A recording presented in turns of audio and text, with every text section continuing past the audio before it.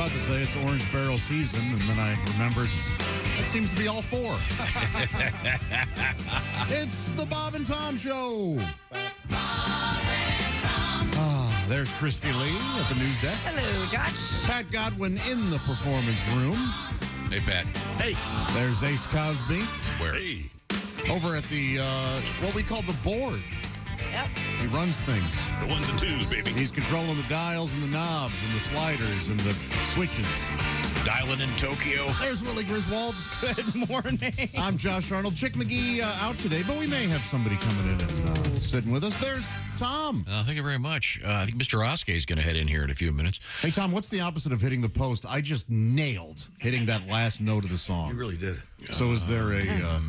That's a good question. Okay. Now, hitting the post means when you do the intro and you land right where the singing starts. Right. Yes, so there's a little bit of music. You talk.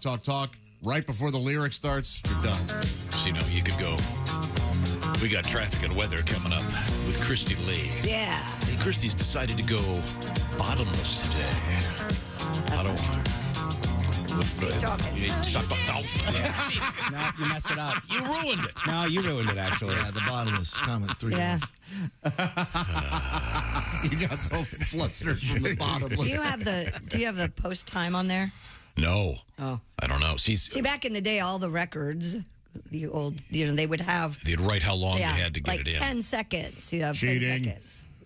Cheating. Well, Yes, you should know. After a while, you get pretty used to it. Yeah, you do get used to it. Where to land.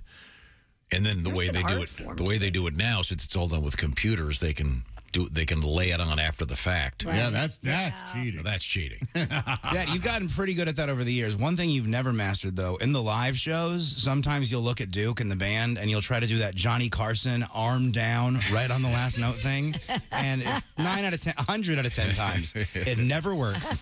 You put your arm down, then you start waving at a trumpet player. That is a combination of Tom and Duke simply not looking at each other or communicating. Duke, end it on the one.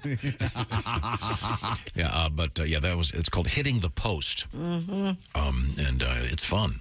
We used to do that all the time. And when you blow it, it's really awful. When you're on the air live, it doesn't work out for you. We opened up with the song Orange Barrels by many requests in honor of the massive amounts of road construction. Do you know that thing in Hamilton where they go, I want to be in the room where it happens? Mm-hmm. Yeah. I want to be in the room when they plan the map of how they're going to do the repairs. I don't know about where you are, but where I am. Let's see, there are 4 major northbound routes here. What if we fix them all at the same time? Mm-hmm. That'll mean no one can get anywhere. Okay. Thank you very much. A lot of hardworking people out there, I understand, but yeah, they sure are. Maybe they could have planned where they do it a little bit better. That's not the hard workers' fault. Yeah. Yeah, somebody sitting in an office doesn't have to worry about it. Yeah. I know what their first question in that meeting is. What's that? Where does Godwin live? There's just pictures of you all over the wall. There's red tape going to your son's school. We got to cut him off here, but do it before May. Now, as you know, I was living in someone else's house for 3.5 months. Yeah. We hadn't heard. And then as soon as I moved, I kid you not, as soon as I moved, they closed off the main northbound route out of there immediately. Really? Yeah, it's amazing. And of course, the westbound route, the street is completely closed, both directions shut down. Well, at least they were considerate enough to wait till you moved out. That's nice, yeah. No, it's the opposite. As soon as I moved to the new place, that's when they closed the the road. new place. It's I thought only you gonna meant get the old place. I live literally 1 minute from Godwin. And Tom, you have to take these routes. There's an intersection right by us that will soon be a roundabout. Yeah. And that's going to be... Oh, no, really? Yeah. Yeah, we're gonna. That's even worse. Oh. It'll be great. They're opening a candy shop there called Cluster Fudge. You scared Be me. careful, dude. Relax. You lost your mind for a second. Yeah, all right. Speaking of fudge, Yeah? they have a lot of fudge up in Mackinac Island, Michigan. Yeah. Wait till you're going to see how this is going to work. And let's see. That's not too far from Traverse City, Michigan. Nice. Yeah. That's beautiful. Which is going to be a place where Jeff Foxworthy is going to have a special show. And Jeff Foxworthy happens to be someone who's going to be our guest coming up. All right. And Jeff's doing a special show with Willie this weekend, a special charity event at the legendary Clues Hall. Mr. Foxworthy will be our guest coming up in a couple of hours. We'll certainly look forward to talking with Jeff. Now, we also heard yesterday that Reno, who was part of the Blue Collar Comedy Tour, Reno is doing something with Larry the Cable Guy in Oregon. We'll touch on that coming up. And an interesting news story, super scary, happening as we speak. Yeah. Have you heard about this mini sub that's missing? The Titan Submersible is missing. Mini sub, like those ones they have at Jimmy John's? No. No, But this is- man, those are good. I like They are those. good, yeah. The Lil Johns? The Lil Jims, yeah. Is that what they are? Are they No, Lil they're Jims or not, they're Lil- not Lil Johns, but That'd be real funny if you had a place called... What size do you want? Give me a 3, a 6, and a 9. Damn, you're fine. This is an actual. do it one more time. That's pretty funny. This is what they... Really, really rich people pay a lot of money to get on this thing. $250,000. So you're saying they deserve it because they're rich? No, I'm not. I'm just saying you take a chance. You take a chance. A British billionaire Now we're spending millions from the U.S. Navy and the Canadian Air Force. to blah, try blah, and blah. find them. They'll run out of air. I know where they are. They're Yeah. under the water. Yeah, Well, yeah. but they will run out of air by 7 a.m. Thursday morning. Because by design, these things are meant to. Go down, come back up. They if there's a problem, they immediately come to the surface. But they're thinking they got caught on something. They may have right? gotten caught inside the wreckage of the Titanic. Inside? The last ping was right above the wreckage. That's horrible. Yeah. So, Horrible. I'm the only one that has some sympathy for these I folks. have a lot of sympathy for him. Well, the way you're talking, it sounds like you No. think I they don't. deserved it. It's horrible. you take your chances in this life. Cramped do. If you jump out of an airplane with a metal parachute, you have to cylinder. understand it may not open. Odds are it will. Yeah. But, don't come crying to me. It doesn't open. Right. Somehow this is costing me money. Dude, You're listening to Don't As an Come Crying to American Me, taxpayer, we've got the Coast Guard out there. you got to give it up for the Titanic, though. That thing was 1,500 Yeah. bodies forever. Are you kidding me? Just 100 added 4 years more. later, it added 4 more man. bodies. That's crazy. The thing that communicates via text message anyway with the mothership. She's To still me- a reaping. Yeah. That iceberg is counting bodies. There's your Titanic sequel right there. Yeah. But there are plenty of really nice stacks of video footage of the Titanic if you want to see it. Can you imagine how amazing it must have been? I like stuff like this really creeps me out, so I couldn't do it. But No, I couldn't either. wish I could, and I wish I had the means. You'd get into the submersible? Yeah. I couldn't even get into it if we were floating on the dock, Yeah. next to the dock. I'd be a little. There are no seats in this thing except the toilet. And it gets really, really serious. cold down there. Yeah. It's only 22 feet Look, they long. could be saved. Let's They not. could be saved. Yes. That's true. You're right. So they're heroes then, right? Not heroes, but they will be saved, or they could be saved. So let's hope so. Okay. Or they imploded and their bodies are. They could be floating anywhere. Yeah. Oh, We don't know. All right. Well, anyway, they're looking as we speak. Yeah. You're Yes. okay. Me too. Coming up, Scary. we Tom's have- mad about the $7 of taxes that his portion.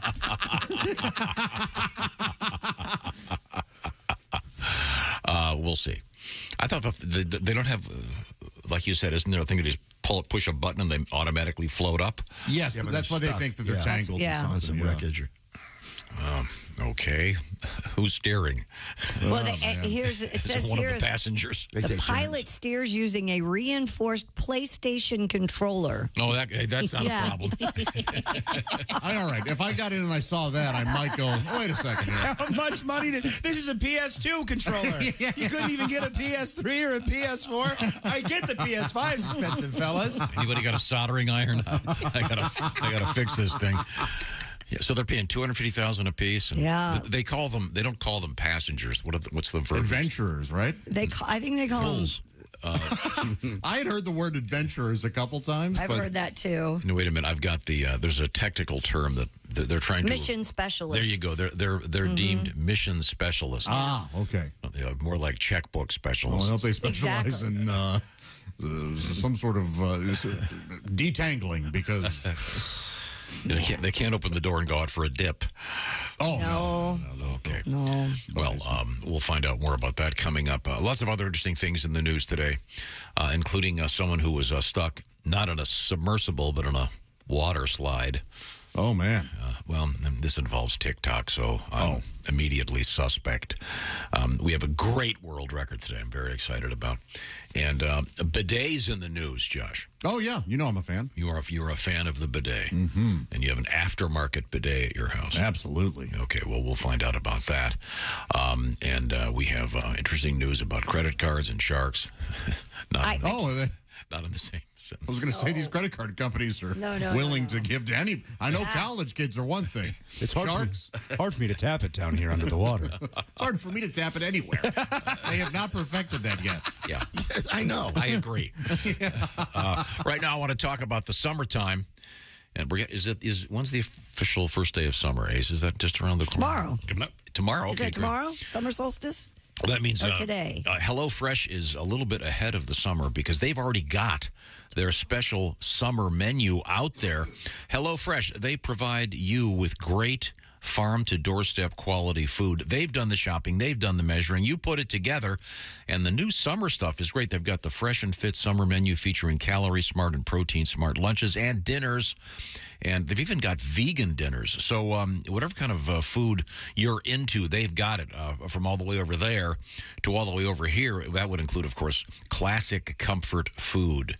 And how does it work? Well, they send you the box. Like I said, farm to doorstep, super high quality. They've done the measure. You just put it together. It's a great way to show the kids how to cook. It's great for date night, Josh.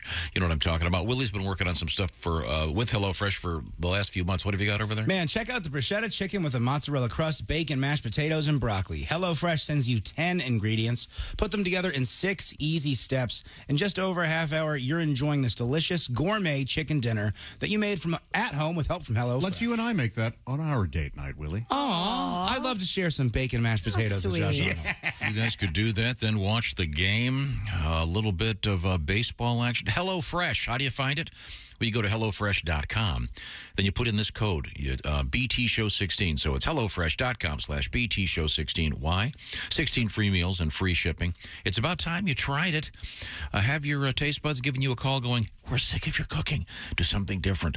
Give yourself a break. Have some fun. HelloFresh.com/BTShow16. Summer solstice is tomorrow, so it's the longest day of the year. You'll have time to make a nice meal. Oh, thank you very much, Christy. Coming up in the news, we've got pigs in prison. And I mean the kind that go oink.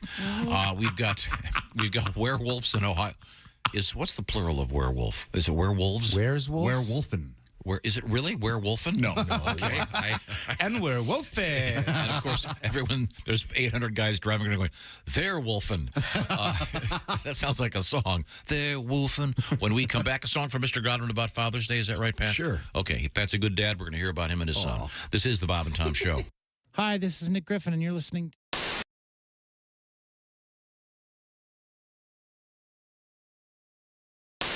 Give me a strum of that. I want to see if this thing sounds good. Everything.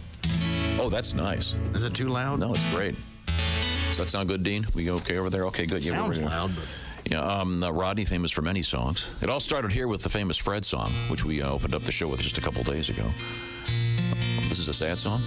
No, it goes, I'd like to sing you a song. They could probably change your life. But I don't have one.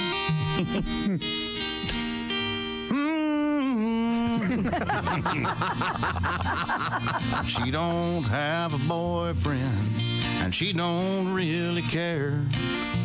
She's always real happy. She's got a grin from ear to ear. And she don't need no alcohol to find her happy spot. She found that a long time ago, and she goes there a lot. Bean flicking her bean, knocking one out like a beauty queen. No time for love, cause it's too much work. Just a flicking her bean where she won't get hurt. Flicking her bean where she won't get hurt.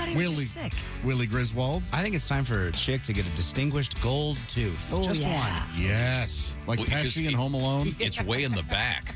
Oh, the one he got, yeah? Yeah, he had it's the cracked tooth, but they had to, I guess, do oral surgery to get it out because it's split in a couple of pieces. That's a bummer. Can you get a gold tooth all the way back? Sure. Yeah.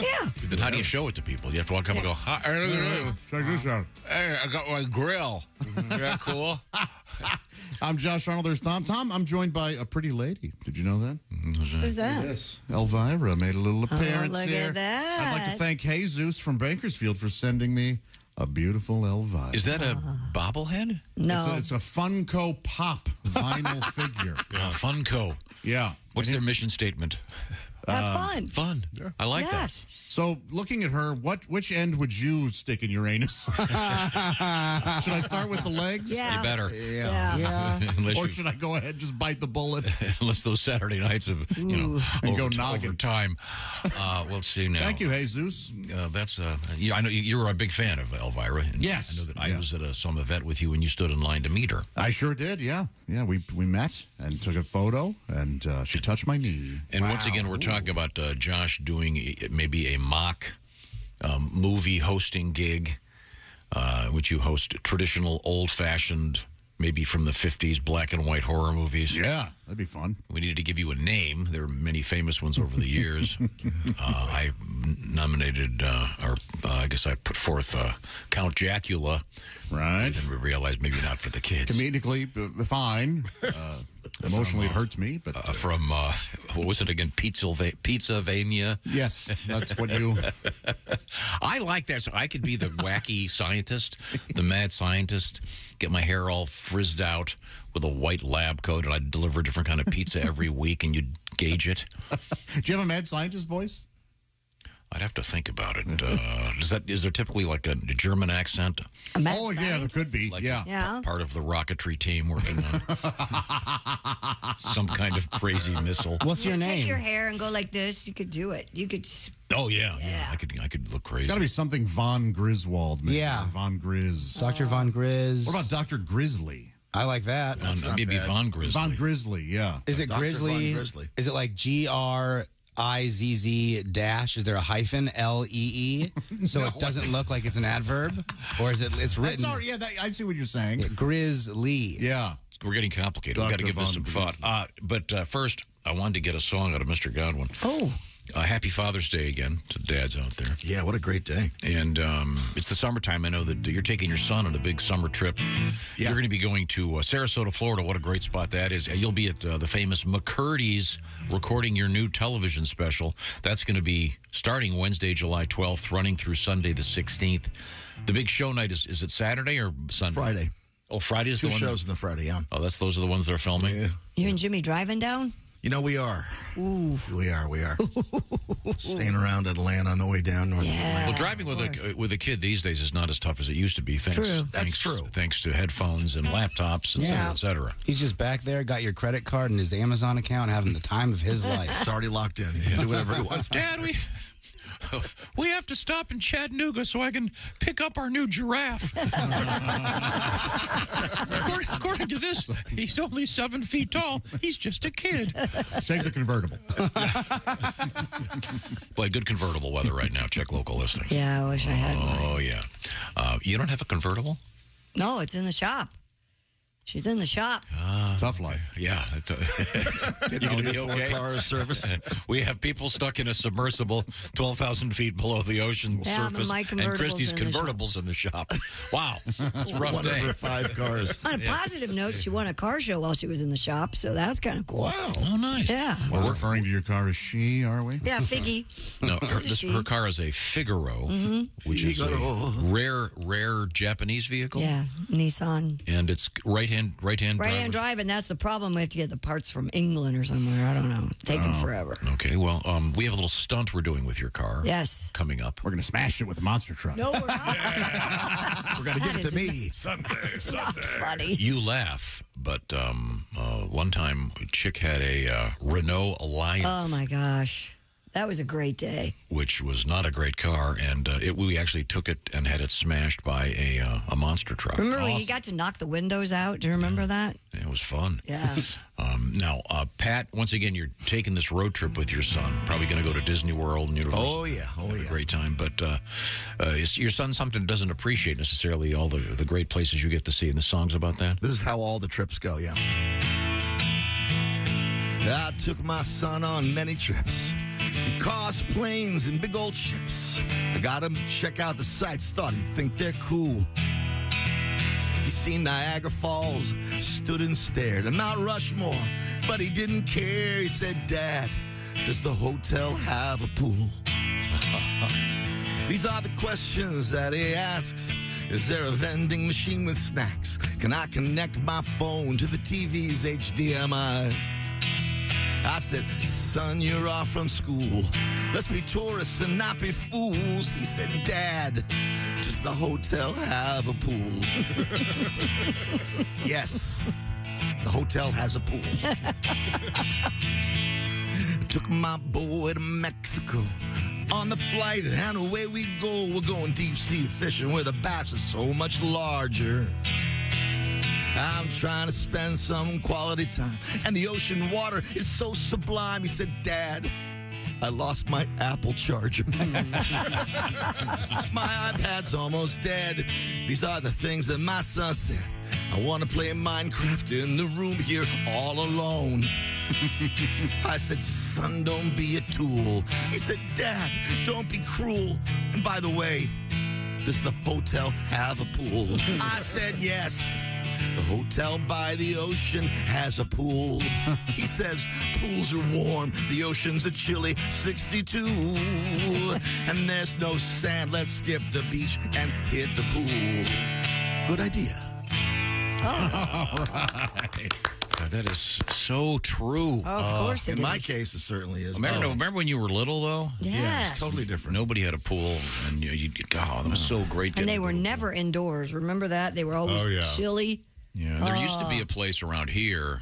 It's not there anymore, but they had a really big indoor pool. It's kind of and local people would go and get a room for the weekend just so they could, walk out and enjoy a nice. That's a big thing now for kids' birthday parties. Like my daughter, like 2 years ago, like 4 of her friends, and you rent a hotel room so they can go be in the pool all night. Oh, that's cool. Yeah, That's really popular. And Pat, I don't think anyone has, in a more elegant fashion, ever rhymed HDMI.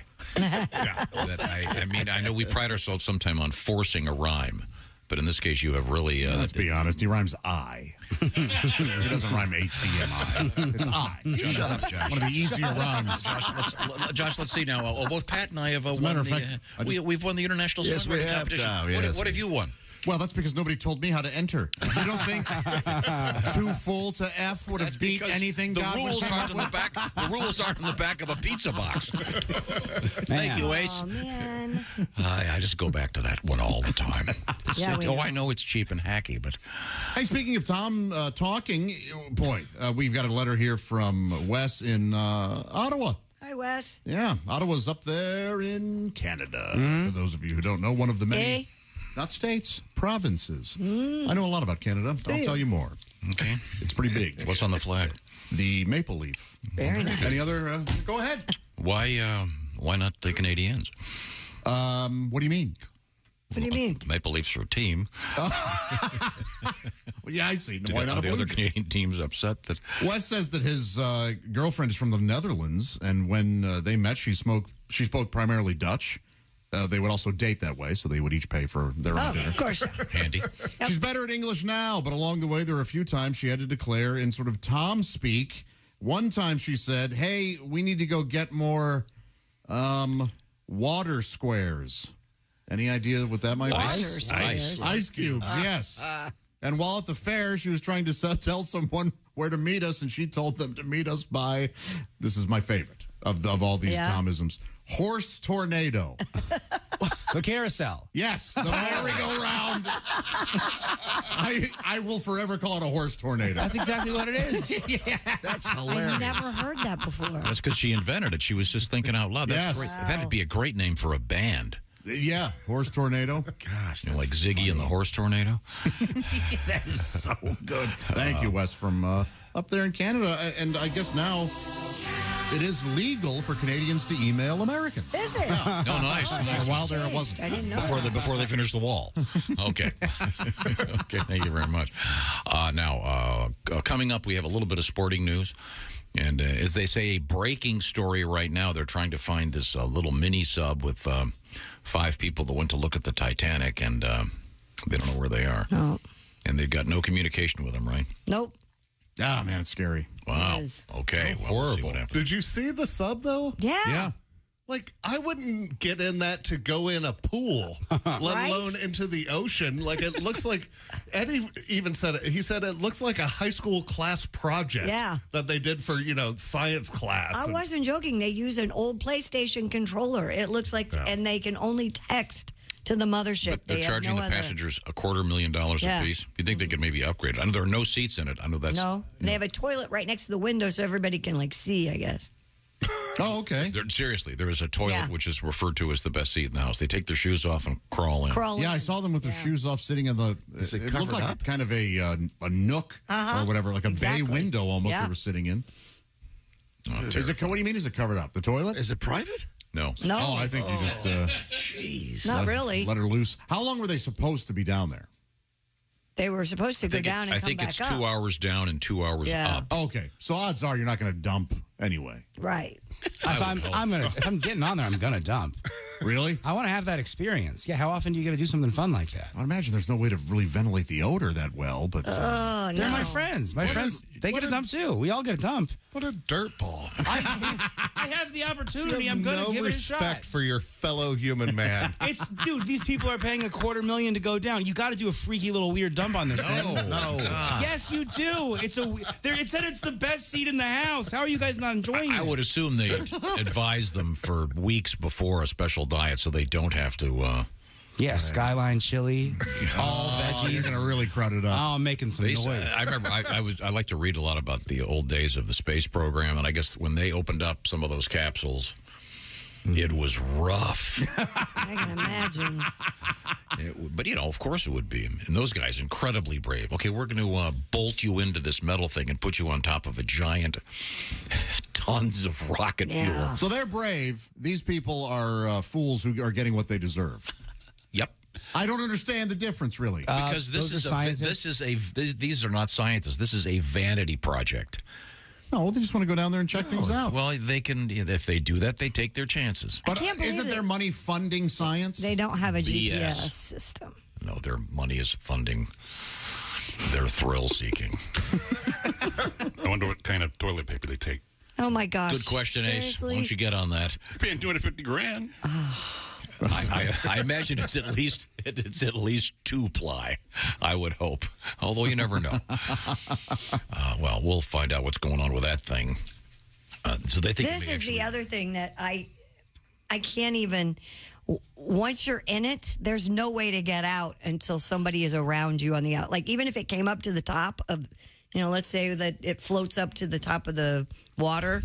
They can't get out from the inside. It's all they're bolted in by 17 bolts. Somebody has to come and get them out. Look, this is a nightmare scenario. Yes. Wait a second. No one told me this was metric. I don't have the right wrench.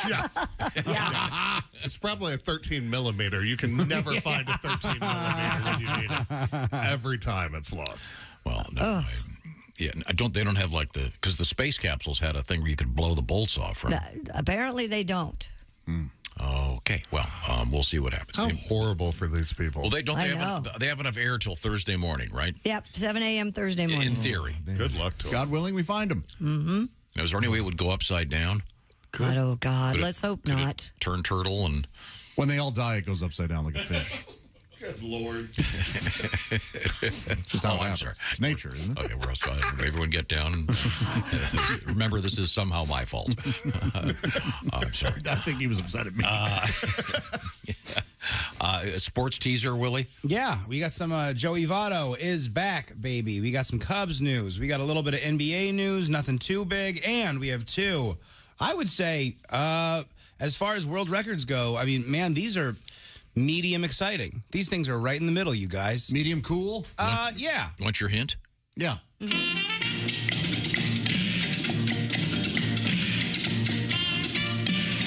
I don't, that means nothing to me. I'm not sure. You don't conga? I don't conga, but how about this? I do shake my body when I do this conga. There you go. We got a conga news. Conga. Why do you say that like it's some kind of horrible disease? No, I'm just trying to. You got to hit that A hard. No, it's this time when we conga. It's like that guy. It's like gangsta. I don't know if I do or not. He's like the entertainment director on a ship. We hope you all enjoyed the buffet. You are very lovely people. Now it is time when we conga. Gosh, just keep that guy away from the kids club, man. God, that creepy weirdo. There's a lot of that. All of his ascots. I don't want him around the kids. You want lifesavers? Reach in my pocket. You're right, you don't. Yeah, okay, very much. Thank you very much. I'm not sure who that guy is, but I like him. Also, coming up, we have French fries in the news. Not in the usual place. Staring right at me. Let me rephrase it. Lots of French fries. Many fries. Many fries. Right now, I want to remind you the Bob and Tom Show is brought to you by BetterHelp. It's easy to get caught up in what everyone else needs from you. Can you do this? Can you do that? What about you? You got to take care of yourself before you can take care of anybody else, and therapy can help you get the tools to find more balance in your life. BetterHelp is all about connecting you to those tools. BetterHelp will connect you with a licensed therapist, and it's all done, including the therapy, it is all done online. So if you're thinking of starting therapy, give BetterHelp a try. Like I said, entirely online and designed to be extra convenient, flexible, and suited to your schedule. How does it work? We fill out a brief questionnaire, and you will get matched with a licensed therapist. And you can switch therapists anytime for no additional charge. How does it work? Well, you choose. Do you want to do it as if you were on a phone call, or do you want to do it like you were doing a video call, or do you want to just text back and forth? It's up to you.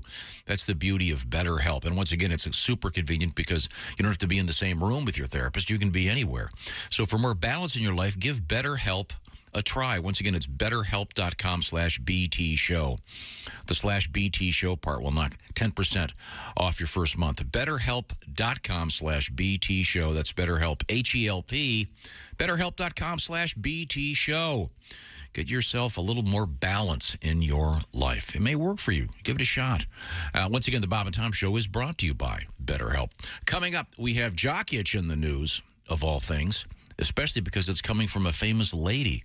Really? Yeah. And do you have any fish that are friends?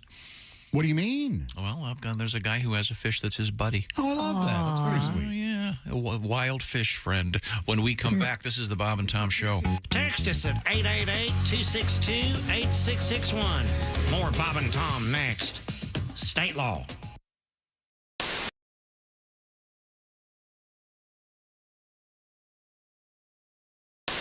We have time for another song, Java. Right what do you have in mind? Well, I don't know. In honor of Christy Lee, because we love a lady with gusto. Uh-huh.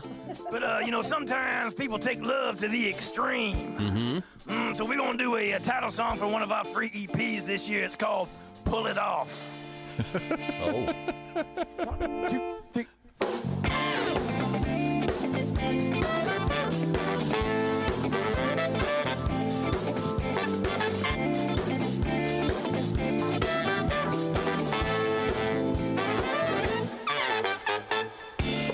What's right is right. She was shining in the spotlight, achieving a height that no one would dare.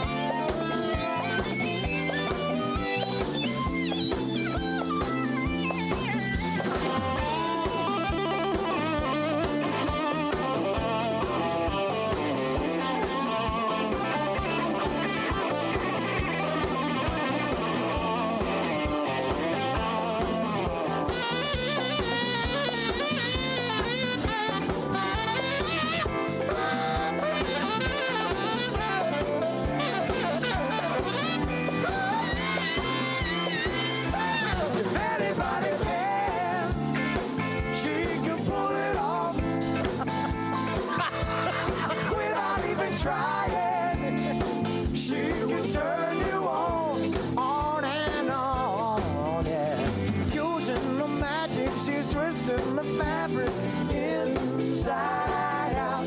If anybody can, she can pull it off. If anybody can, she can pull it off. Pull it off. If anybody can, she can pull it off. If anybody can, she can pull it off. Oh, yeah.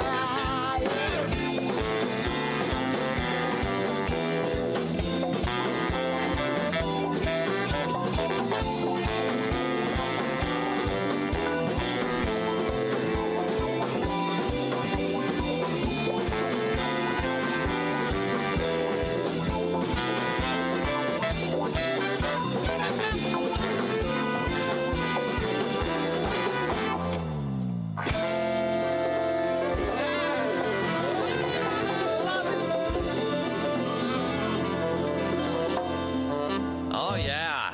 Oh, yeah. Here come the mummies.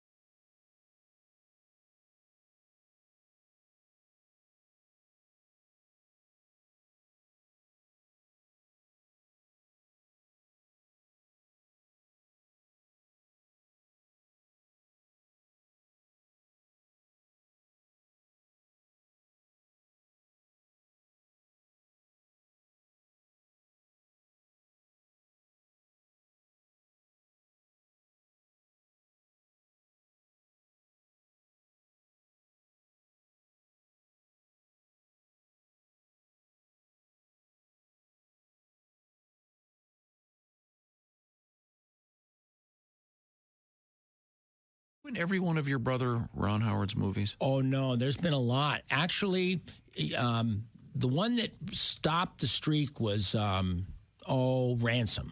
And then I wasn't in Beautiful Mind, and I wasn't in any of the Da Vinci Code movies. Did that hurt your feelings? Can I say it pisses me off? Yeah, of course you can. Sure. Your honesty is wonderful and refreshing. On November 15th, 1864, Major General William Tecumseh Sherman began his famous March to the Sea. Sherman led his troops from Atlanta, Georgia, to the ocean port of Savannah. As he was leaving, Sherman set the city on fire, gutting 40% of it. Atlanta wouldn't be burned this badly again until they gave their franchise tag to Michael Vick.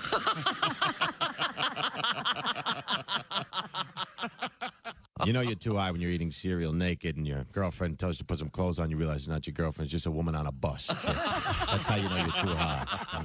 Bob Bale's coming up. Hey, it's the Bob and Tom Show. Christy Lee at the news desk. Hey. There's Pat Godwin, who just regaled us with a wonderful Father's Day tune. Hello, Josh. Jeff Oskay sitting in for Chick McGee today, who's got a hurt twofer. Yes, sir. But he's doing better. And there's Ace Cosby. Howdy. Willie Griswold across the way. Good morning. I'm Jay Arnold. That's right. I'm going with Jay just Arnold, the first initial from now on. Jay. Well, it could be spelled J-A-Y. I'm J.M. Arnold. Sound like a writer. That's right. I am an author. My new book, Life. As soon as I think of something. It's just called Life. Oh. I tell you all about it. Okay. And there's Tom. Okay, thank you very much. A couple quick letters here. I want to say hi to Adam, who said, I took your suggestion, went to see Peter Frampton. Sold out show, Grand Rapids, Michigan, in the beautiful Frederick Meyer Gardens Amphitheater. Epic. A small, intimate venue with a capacity of just under 2,000. Before the show, I replayed your interview with Peter Frampton for my friends. Very insightful. Peter has not lost any of his guitar playing skill. Peter is dealing with a sort of... muscle degenerative disease. So far, so good. He's doing great. Yeah, he feels great. So. And Mr. Frampton on tour. I will see him tomorrow night at Huber Heights. I'm so excited. Huber Heights, Ohio, for Yep. Mr. Frampton tomorrow. All right. So you highly recommend it. So if you see me, say hi. probably his last tour, I think. But he calls it the Never Say Never tour because he thought the last tour would be the last tour. And good. Well, then also while I'm at it, I mentioned the National Cherry Festival in Traverse City, Michigan. Oh, that's fun. Jeff Foxworthy is going to be doing a special show there Saturday, July 8th. I bring that up because Willie's working with Jeff at the famous Clues Hall on this Saturday coming up. He's also going to be in Missouri. Jeff Foxworthy will be July 7th at the Black Oak Amphitheater in Missouri. And then he's going to be in Worley, Idaho at the Coeur d'Alene Casino Thursday, July 27th. We'll talk with Jeff later on this morning. Mr. Foxworthy will be our guest. Right now we turn to Willie G for a couple sports headlines. Joey Votto homered and hit a go-ahead 2-run single in his return to the Cincinnati Reds lineup after a 10-month absence that followed an operation to repair his left biceps and rotator cuff. The 39-year-old hit 6th and played first base Monday in a series opener against Colorado in the first big league game since August 16th. That must have been cool for he and the fans because, man, that guy's been around forever. Mm-hmm. I was going to ask how old he was. 39. Mm-hmm. The 2010 NL MVP hit a 104.4 mile per hour line out to center. Well, that's impossible. Obviously not. Wow. In the second inning. Then he drove a first pitch belt-high fastball from Austin Gomber. They call him the Gombo, to the opposite field in the right. The 102 mile per hour drive landed about a dozen rows into the right field seats and put the Reds ahead 3-1. Let's go, Joe. All right. Can you imagine if you were trying to catch a ball going that fast? No. Jeez. Like in the cartoons, it would go through your glove, and there'd be this big circle hole in your hand and smoke coming off of it. Yeah, you never see outfielders get afraid of the ball coming. They should be a little bit scared, at least sometimes. Sure. They're never scared ever. They're always brave. Okay. I was the worst baseball player. Like, every time I got up to bat, if the ball came even, like, if they threw a curveball that came towards me, I was running out of the batter's box every time. I was terrified of those balls. Have you been hit by one? They hurt. You got to get hit to know that you're not going to die. That way you're not afraid anymore. My dad, we would go play catch in the backyard, and I swear it was his job to see how bad he could make my hand hurt. That's right. Like, got to toughen up for that field. Yeah. No, it just made me a huge pussy. We had Drew Storen, former Major League Baseball player, in here last week talking about his new bourbon, the Field of Dreams bourbon. If you didn't hear the interview, Drew and one of his buddies purchased the real corn grown on the famous Field of Dreams. How cool is that? And they turned it into a bourbon, which I think we're a week away from it being available in 35 American states. Obviously, each state has its own liquor laws, which are complicated, but it'll be available. And I just think you just go to their website, which is Field of Dreams Bourbon. I'll get the info. We have it posted somewhere. Yeah, we do. But we were talking, Willie and I were talking about maybe having Drew come in and throw some batting practice for us. But then Willie thought, what if we had a Little League pitcher do it also? That would be funny. Well, because we couldn't hit that either. Yeah. Sure, you could. No, they're throwing some heat now.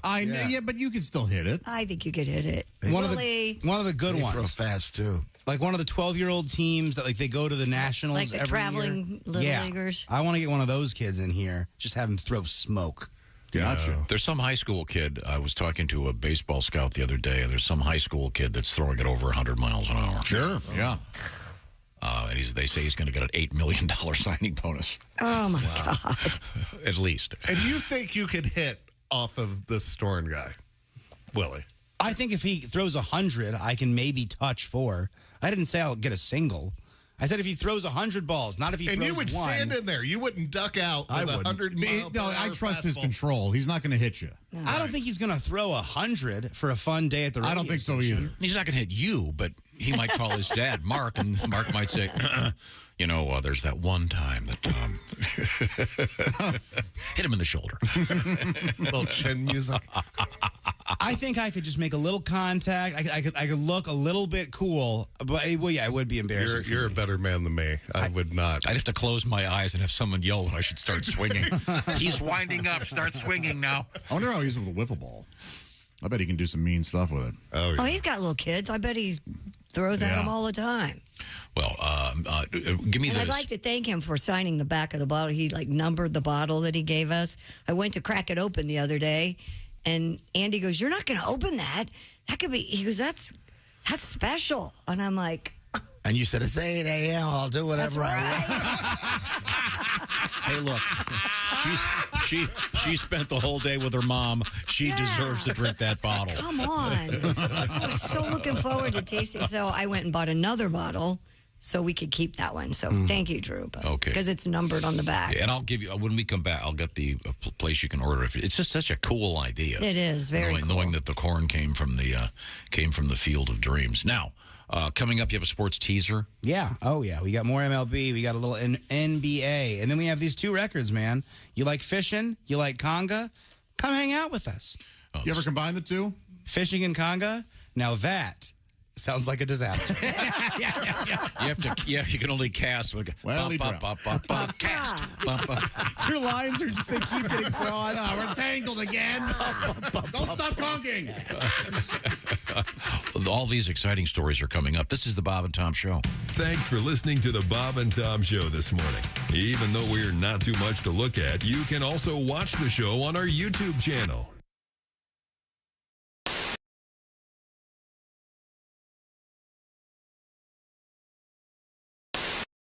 Hey guys, my dad has a new album out called Under the Bed, and it would really help a lot if you were to check that out so I can go to college. Please.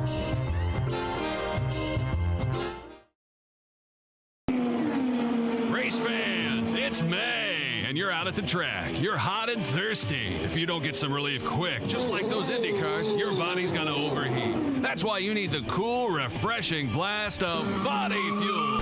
It's like an overhaul for your body in a 12-ounce can. Just one drink, and you'll be refueled and ready for anything your busy lifestyle demands. Excuse me, sir. You look hot and thirsty. Boy, I sure am. I got my 2 kids with me, and I forgot the cooler in the car. God, it's got to be 100 degrees out here. I could sure go for a cold drink of water. Water? You don't want water. You want something that'll replenish all the fluids you've lost. You need the overhaul for your body in a 12-ounce can. You need body fuel. Body fuel? I never heard of it. That's because it's new. Here, try this with. Jesus! This tastes like motor oil. Well, there is some motor oil in there. And some transmission fluid, gasoline, and even a little engine coolant. Engine coolant? Hey, I can't see. Well, of course you can't see. That's the power of body on your system, making it just like brand new. What do you think of body fuel? Are you trying to kill me? Hey, what's that fizzing noise? That's a little battery amp. Sure, it'll keep your body running smooth and efficient. How do you like the sporty racing look of the package? I can't see it.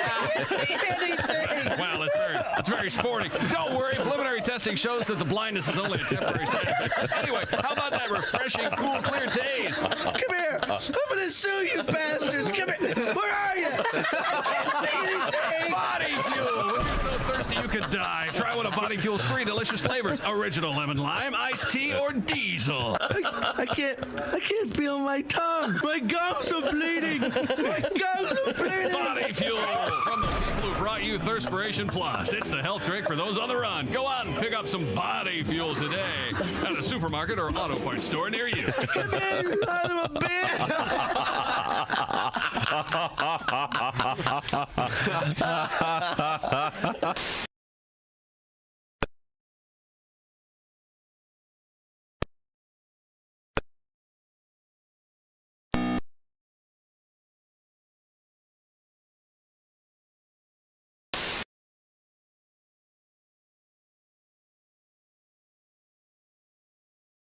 Invested. The Golden State Warriors want to keep Draymond Green. The team is prepared for him to formally decline his $27.5 million player option for the final year of his contract next season and become an unrestricted free agent seeking a long-term deal.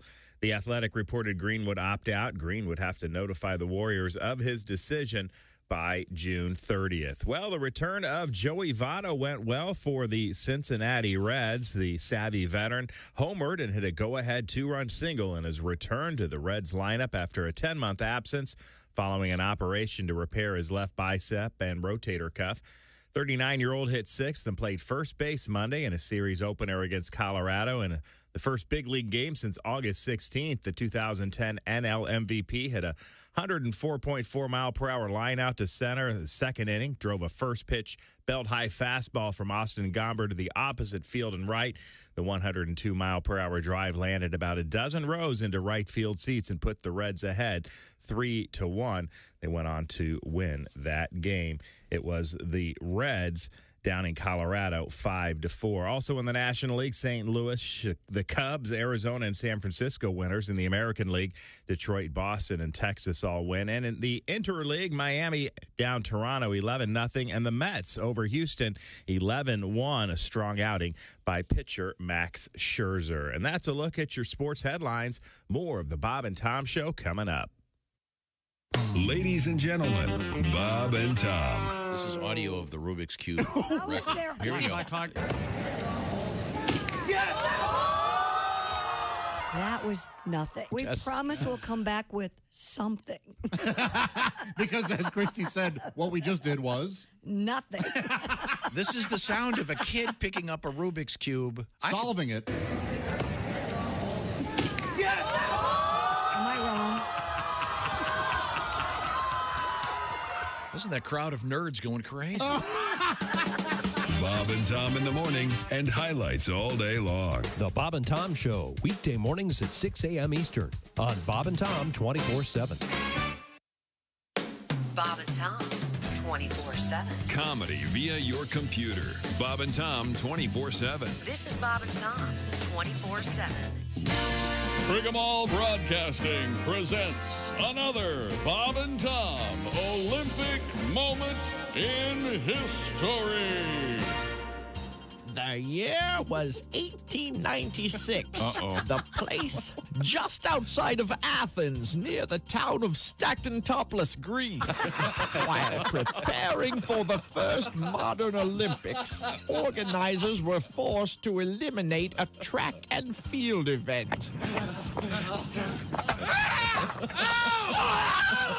In what will surely go down as the biggest bloodbath in Olympic history, runners from 5 teams were injured at the initial time trials of the 100-meter razor hurdles. 4 of the 5 athletes would never compete again. However, Austrian hurdler Klaus Kleinendorfer went on to be a silver medalist for the women's team as Gretchen Kleinendorfer. Thank you very much for this. Thank you for this medal. This has been another Bob and Tom Olympic moment in history. Sound like Paul Hum at the end. Hi, this is Bobcat Goldthwait, and you're there with Gunner. Hey, it's the Bob and Tom Show. Christy Lee at the news desk. Hey. Pat Godwin in the music room. Hey, Josh. Jeff Oskay over there. That's right. Over the other way, it's Ace Cosby. Howdy. Across my, as the crow flies, it's Willie Griswold. Good morning, Josh. I'm Josh Arnold, and there's Tom. Thank you very much. We were talking about the Field of Dreams whiskey, and I'm going to drink it up. It was created by a former Major League Baseball pitcher, Drew Storen and Company, and it is available right now in 3 states. It looks like it's going to be coming to another 32 states in the next couple of weeks. If you just Google Field of Dreams bourbon or whiskey, it'll pop up the website, and you can sign up to enter your email, and they'll tell you where and when you can get it if you're interested. Cool, yeah. Kind of a fun thing. It'd be a cool thing for a baseball fan or a movie fan. Sure. Or a bourbon fan. Yeah. There you go. Alcohol fans of all stripes. Now, there's a huge breaking news story this morning about they're calling it a submersible. It's a mini sub that is missing. Last seen exploring the Titanic wreck on the bottom of the ocean. And I guess there are 5 people in it. 5 people on board. They will run out of oxygen as of 7 a.m. Eastern Time Thursday. And as the oxygen levels deplete, the risk of hypothermia also go up. Oh, man. Yeah, it's just a terrifying situation. 5 people on board, 4 paying tourists. One is the pilot/CEO of the company called Ocean Gate that operates the particular submarine. This thing looks like it's the inside's the size of a minivan. Exactly. And there's a video that shows that the controller quite literally is a PlayStation controller. It's a modified PlayStation controller. Oh, we playing FIFA today, boys? Yeah. Check this out. No GPS on board. It used to communicate with a tweet, or a text. That was the only way that they could communicate with the mothership, if you will. But the people pay $250,000 a piece to ride in this thing? Why would anyone pay that much money to do this? It sounds so Go down and see the Titanic. They have really nice pictures of it, Yeah. I could enjoy those and have a bacon, lettuce, and tomato at the same Look, time. that's just silly. I mean, they have great pictures of anywhere in the world, but you still want to go see them. Ocean Gate's expeditions to the Titanic wreck. They've been doing this for a while now, and they've taken archaeologists, marine biologists, and I think they just really started the pay to explore. This isn't in the last crazy couple years. that people wanted to pay that money to go see the Titanic. But they're taking a risk. Of course. And now we're paying the Coast Guard millions of dollars to look for. Look, that's no. It's such a fraction of what we owe. Of what we are, it doesn't even affect us. They have to save. I bet it's already cost me $50. $50. That is such a dad number of money too. I just had to sell a ton of stock to pay quarterly. Okay, so there's a lot of people out there that know what I'm talking about. I had to pay my quarterly. These people take their chances. They know what they're doing. I don't feel sorry for them. I do. This guy's running this thrown together sub with duct tape and a video game controller. It's utterly irresponsible. The first time something goes wrong with one of the space tourist things, you're going to go, "Oh, this is such a tragedy. No, it's not. So That's the horrible." same thing. If you were on a boat, you would want to be rescued. Yes. You're out there recreationally. You would want to be rescued. If you were on an experimental ski lift that was taking people to Dad, just perfect powder over groomers. It's like lodgepole all day long. That's his favorite ski ride. Different because God invented skiing. This is a misadventure. Well, it's become one, hasn't it? Okay, well, I don't know. Misadventure would be a great name for a drag queen, by the way. Do we know how many? That is so good. It best happened. So we've had 2 great inventions today: misadventure as a drag queen and horse tornado. Horse tornado. Yes. The description of the woman from Copenhagen, Netherlands. Yeah, Netherlands that wanted to called the carousel a horse tornado. Yes, that's so funny. That's so great. So I'm sorry. What was your point? I don't remember, but I know it was salient. Yes. You were saying that you feel bad for these people. I can say that I feel bad for the people that are tourists. I don't really feel bad for the CEO. Why? Because he's got all. It's kind of a weird thing to get into, right? Why don't you just go take people water skiing? I'm with you. Tourism can be a little bit easier than this. You don't have to go see the Titanic. I know nothing about the man, so I can't. You can't. The guy is pretty fascinating. The CEO of Ocean Gate. If you read about him, he was one of the youngest jet pilot, cargo pilot ever. At 19, he was running for United Airlines. The company's called Ocean Gate? Yeah. So you're going to name your company the Ocean Gate Expedition. So it already sounds like it's a controversy? They were going to call it Watergate, but yeah, have it more encompassing. Yeah. Okay, well, we'll see. There's a chance they can get him up. Maybe? Yeah, of course. There's a chance they'll find them. We sure hope so. How? Wow. They're searching. But I don't with what? Do they have another submarine going down there? They have a rope and 6 guys. Hoist! Big hook. I believe there's a robotic sub. Okay. Yeah, I don't know. I'm just saying, this is like jumping out of an airplane with a parachute. You know you're taking a chance. Right, and I guarantee they had to sign things, right? Yeah, and there's a chance they're either stuck in the wreck or they're floating around somewhere and they don't know where they are. Yeah. Yeah. Titanic claims a few more, Willie. Hey, the cell service sure blows down here. Sometimes land is better. Most times. On a much lighter note, should we do one of our world records? Will that make everybody happy? Yeah, let's party, man. Oh, wait a minute. We can't do the world record. I don't have the music, Andy. Give me a minute. How do you not? What? Did you have to You bump just it or had something it. No, I have the music for the one of the world records, but I don't have the music for the intro, and I just I don't feel right doing it without it. Yeah, it does. We feel naked. Do we have another sports story? Do we have an NBA story? I got a little letter here. It just says, "You guys rock, Willie. I agree about the oceanic dump. If you pay $250K, you're entitled to take a dump while you look at shipwreck. In fact, I'm sure they advertise the trip like, come take a dump under the sea while looking at pointless things. I'm taking a second mortgage myself so I could give it a go. Thank you, Chad, for understanding me. There are no seats in this thing. No, you have to sit there with what your is it? legs crossed, a basically. Kimbo, what is it? Yeah. What do they call it? And there's one. The only seat really is they have a little mini toilet. Yeah, but that would just be embarrassing. There you goes mine. Everybody turn away. The queen has to deuce. Remember that scene? And how many missions has this thing gone on? I knew you were going to ask me that. I bet this is the first. No, this isn't the first. Oh, maybe the last. Oh, boy. All right. Well, so yeah, but it's not the first. Well, to change the topic, ladies and gentlemen. Stupid world record. High school students in Connecticut have broken the Guinness World Record for the longest distance danced in a conga line. Really? The Greenwich Free Press reports that Greenwich High students... If it's less than 50 miles, I don't want to hear about it. Danced a total of 16 miles. No, that's less than 50. Around the miles school. is a lot of miles. No, this, just to clarify, this is the record for a sober conga.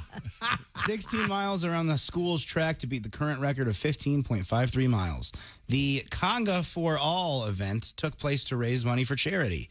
By the end of their final lap, the fundraiser for River House Adult Day Center, a nonprofit that supports seniors and their families, had raised about $8,500. Not bad. Mm-hmm. Now, do you suppose they had more than one conga song? Oh, boy. So they didn't just... So what do you think? They followed a truck that was blaring the music? Or they're on a school track, so it's just going around in a circle. Oh, that sucks. It's less fun. I want to go all around town. Yeah. I want a conga by the zoo. I want a conga by the racetrack. I want a conga downtown. Yeah, you're right, Tom. Hopefully they did change up the music. There's like 2 or 3 conga songs, right? I think. Hot, hot, hot. Hot. Yeah, that's Gloria Estefan, right? Gloria Estefan is this. Come on. Yeah, come on, baby, come on, baby. That one? I like this song. It's fun. Yeah. Do you think anybody copped a feel in the middle of this thing? Yeah, I'm surprised the conga line hasn't been woked. You know what I mean? Like, oh, we're touching the person in front of us. Yeah, that's your hands on their hips, uncomfortable. right? They're on my hips. I sure hope not. But I will say, though, like, the supervised school dancing was always so uncomfortable. I'm fine getting in a grind line in middle school, getting a little creepy, having fun with your pals, that's fun. But when they make you, like, line dance or whatever, and you have to put your hand on that sweaty girl's shoulder. Do you guys remember feeling that sweaty girl's shoulder? No.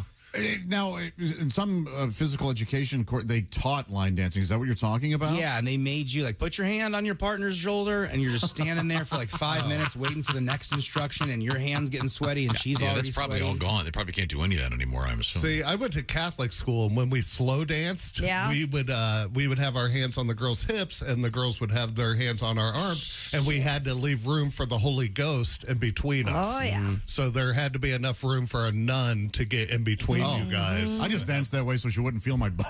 I didn't know you called it a Holy Ghost. Thank you. Leave room for the horny ghost. Dum dum dum dum dum dum dum dum dum dum. If a conga line happens at a wedding, are you joining in? Yeah. No. Yeah, I'm with Willie. I am too. I'm not. Yeah. Yeah, well, No. if for some reason I'm sober at that reception, yes. Yeah, but what if it's an ugly at the end of the line? Then do you join on, or do you wait for a Yeah. hottie to jump behind her? Does it have to be? Does it have to be boy girl? That's traditional, isn't it? Yeah, it is traditional. Well, I think today, But I don't think it matters. Contemporary culture, we have No, if it's a diverse, guy and I jump in, yeah, that's fine. Okay. I'm going front of the conga line. I'm holding 2 beers. And You're leading. Yeah. You're the engineer. And then sometimes I'll be like, uh-oh, guys, looks like the train ran out of gas. It's bad metaphor, but whatever. Train ran out of gas, and then I drink the beer, and then that fuels me back up, and then the conga line starts again. I bet you're a fine engineer at the conga line. It's fun, dude. Yeah, that's good. It's real fun. Once again, the world record for the longest conga line is performed by a high school in Connecticut. The Greenwich Free Press reports that Greenwich High School kids did it. All right. Congratulations. Bravo to them. And they raised money for charity, and that had to be fun. But you're right. I am surprised that hasn't been woked out of existence. Well, let's hope not. Glad they were having a little bit of fun. Coming up in the news, Krista Lee, what do you got over there? Coming up, have you ever had a fish as a friend? Yeah, Captain Swimmington. Captain Swimmington? Yeah, we had a fish in high school, a beta fish we bought from PetSmart called Captain Swimmington. He lived for 2 years, then we got Captain Swimmington the second. Yeah, man. He was your buddy? He was our pal. We hang out with him. I had a Zeta fish. He was a loser. You gotta say the bottom of the, It's a famous bidet for sale. We have werewolf in the news. A werewolf in the news? We should have led with that. We got... I know we have this horrible tragedy with the submersible, but we also have people that were stuck on a water slide. We're going to talk about that. Man, that's a TikTok thing. I'm suspect. Of course. Did they lose their mats? That'll get you stuck on a water slide. Oh, yeah. Well, we'll find out about all these exciting things. And we have Jock Itch in the news. And another world record. Yeah. Oh, there's exciting things happening. And don't forget French fries in the news. Staring at me and clearing his throat so that I heard. And another song from Mr. Godwin coming up right now. If you've listened to the show before, you've probably heard us talk about SimpliSafe. You know, they've been named the best home security of 2023 again this year. Another award, and they're not resting on their laurels. They got a whole bunch of cool new stuff, including those doorbell cameras, et cetera, et cetera. They've also got a new 2-in-1 smoke and carbon monoxide detector. As someone who was almost taken out with his entire family by carbon monoxide, I cannot stress enough the importance of having proper carbon monoxide detectors in your house. Even if it's an all-electric home, there's problems now with people with these contemporary cars are so quiet, they get in their garage and don't realize their car's still running, leave it on, and the carbon monoxide leaks into the house. Very scary.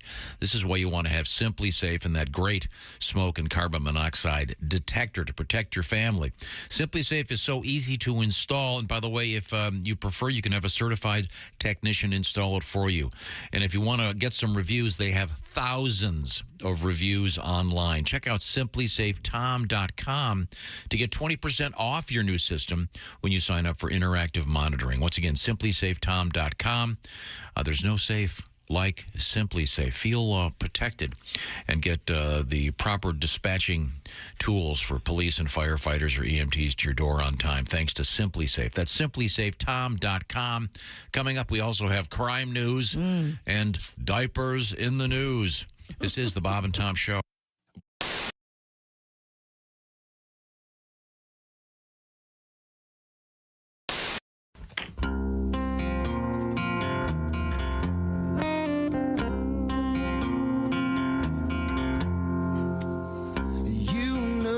My deepest secrets, I think you know to keep them, but I wonder if you know I hate sleeping alone. So come and tell me what my kiss tastes like. Don't wanna miss it, so turn out the lights. But I wonder if you know I hate sleeping alone. I have to fake it. I'd leave if I could, yeah. I'm not in love, but the sex is good. You can't mistake it, cause it's understood, yeah. I'm not in love, but the sex is good, yeah, yeah, yeah, yeah. Yeah, yeah, yeah.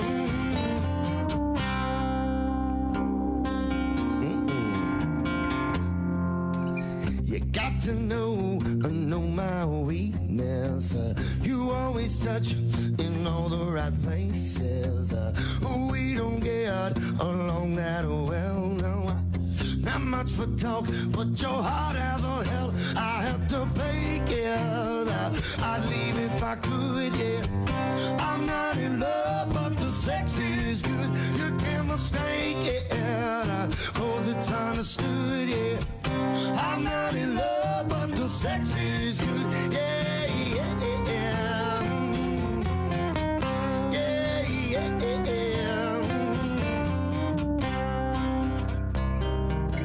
It's not like I don't wanna stick around.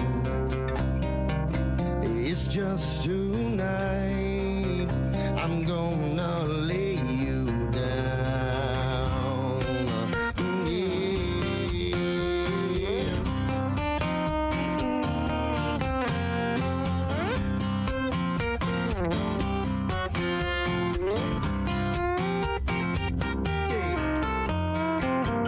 Now you know what my kiss tastes like.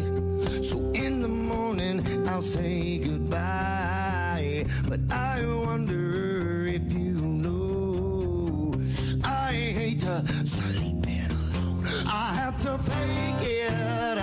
I'd leave if I could, yeah. I'm not in love, but the sex is good. You can't mistake it, cause it's understood, yeah. I'm not in love, but the sex is good. I have to fake it. I'd leave if I could, yeah. I'm not in love, but the sex is good. You can't mistake it, cause it's understood, yeah. I'm not in love, but the sex is good, yeah, yeah, yeah, yeah.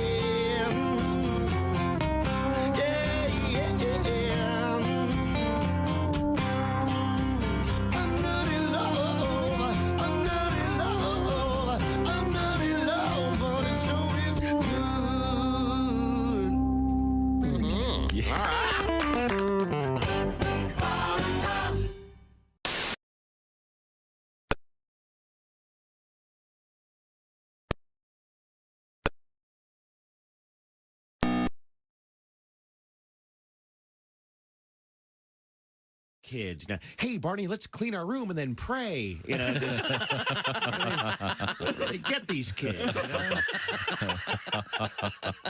Off the Mouseketeers directly to Barney, and you know, it's amazing. If you know, the kids love Barney. Mm-hmm. They love him. Oh, yeah. You know, that's going to be the next Waco type disaster.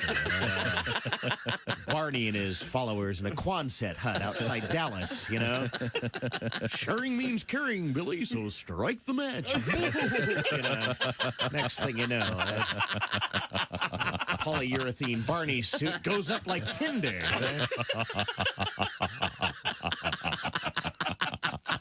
I point this out because I care. You're listening to Bob and Tom 24/7. That's awful. Awful entertaining. Essential Morning Radio. This is Bob and Tom 24/7. 24/7. 24/7. Are you a single guy? I used to be married, but I'm divorced now. Yeah, my marriage wasn't working out. I was driving down the road one day, and my wife ripped the rear view mirror out of the windshield and beat me in the head with it. What? You'd have thought nobody had ever made love to her sister. But I'm fine. She was just as bad. Yeah. She used to brag, I can count the number of men I've been to bed with on one hand, and then she'd do it too. 5, 10, 15, 20, 25. Are the stars out tonight? I don't care if it's cloudy or bright, 'cause I'm blind.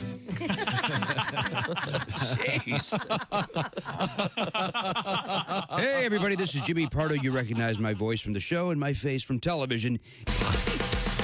Hey, it's the Bob and Tom Show. There's Christy Lee at the news desk. Hello.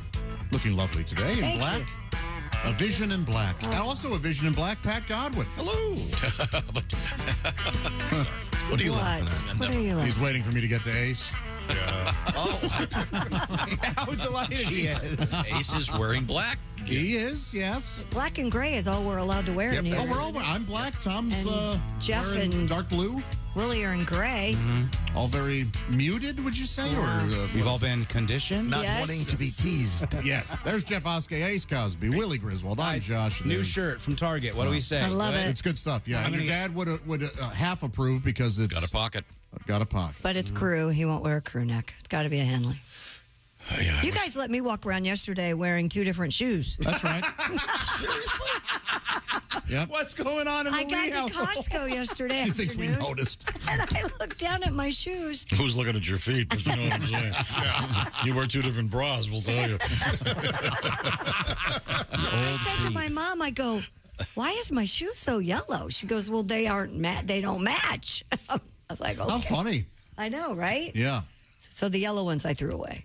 Oh, I'm mad at you. I know, they were so old. They were like off-white looking, and they were just yellow. I see. Yeah. Somebody's got to pay. Leave my closet. I'll answer Could you this. answer that? Oh, thank you. Hello, Bob and Tom Show. Hey, fellas. Hey. Floyd. Okay.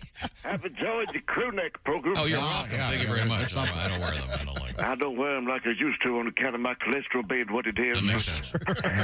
I wanted to call and let you know it's summertime and just warn you it's getting crazy out here on the road. Yeah. I've got four-wheelers are flying past me on the left and the right. Oh. Stupid buzzards. Apparently some of y'all want to beat Jamaica ahead of schedule, but I told the boys down at Mr. Fuel they must be running the Smokey and the Bandit Marathon on AMC on account everyone's driving like the bootlegging Coors across county line. Yeah, I agree.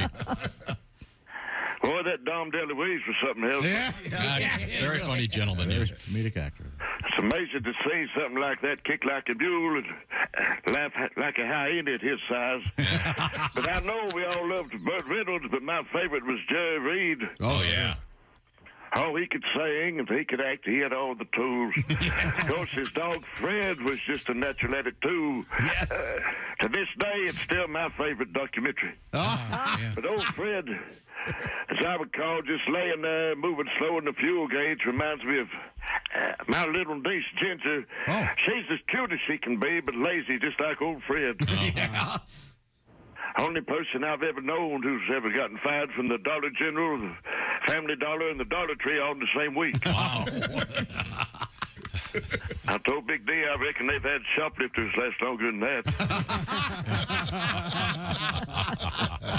I don't know if I ever told you, but my dog Dennis was a basset hound too. Really? He was just so lazy. How lazy was Dennis? Well, he was so lazy he wouldn't take the time to even lick himself. He wouldn't chase speeding cars neither. He'd just write down the plate numbers. That is lazy. Boy, it's hard to believe it's only 188 days till Christmas time. Yeah. You counted? I do an accuracy check on that. So thank you very much, Floyd. Well, good to know. Yeah, I don't know why. I think no one can drive anymore. It's I agree. I don't know what's going on out there. They're on their phone. Yeah, I think it is. Now, have we wrapped up sports? I got something over here. Okay. Professional fishing teams, 600-pound marlin was disqualified from a tournament for shark bites. 600-pound marlin? Mm-hmm. Was it Brando? At the end. Give me a push. Give me a shove. The Big Rock Blue Marlin Tournament in North Carolina disqualified the catch because it had been mauled by a shark. While photos show the marlin intact, bite marks can be seen around its carcass. Oh. Weighing in at 619 pounds, the marlin would have netted the team $3.5 million. That's such a bummer. Instead, another fishing crew riding a boat called Sushi ended up winning the competition with a marlin weighing 484 pounds. How do you lose because your fish got bit by a shark? I don't understand that either. It must not have been considered a clean catch. But that doesn't make sense. If there was a shark hanging on, it'd be even harder to catch. You would think it would be harder. and wait a minute, it also still weighs more, even though the shark ate part of it. Right. Man, the rules are that's unfortunate. Yeah, we got to call somebody. Shark bite, Shark bite. that blows. $3.5 million. Oh, jeez. I wonder what they got for coming in second. Presumably, maybe they didn't even. They may have not even. Yeah, you're placed. right. They may not have placed. Was their main finish. Man. They just got their like $20 back or whatever. I'm sure it was a much higher entry fee. Everybody I've talked to that's caught a marlin has said, I've been like, because it takes forever. It's hours, right? Yes, Yeah. you can. Yeah, slow process. It's so. And I was like, were you just going crazy and so excited? And everybody has said they were so exhausted that they couldn't really celebrate until a little bit later. Well, like they'll switch off on people, You right? have to. Because it's so exhausting, correct? And the more you rush it, you could lose the fish. So, Right. boy. Wow, man. And also, marlin, you go, oh my gosh, it's way out there. I need to reel in, and all of a sudden, it's at the boat. That can happen too if it's jumping at. It's terrifying. I know, so scary. And once you catch it, it can stab you. Yeah, they're sword heads. It's got a weapon on it. Yeah, it does. Yeah, people have been killed. Oh, I would love to catch a marlin, though. Wouldn't that be cool? Do you eat them? Man, I don't really stuff them. Taxidermy them and put them on your family room wall. I'd throw it back. But. This thing's the size of a canoe. You would? Yeah. Here it is hanging. It's hanging in the at the dock. Wow. Oh my. And like I said, it's huge, but they didn't win. Okay. Now I always throw back my fish, Tom. I don't like to kill them. I just like to torture them. What Mitch Hedberg said, I just like to make them late for something. Mitch.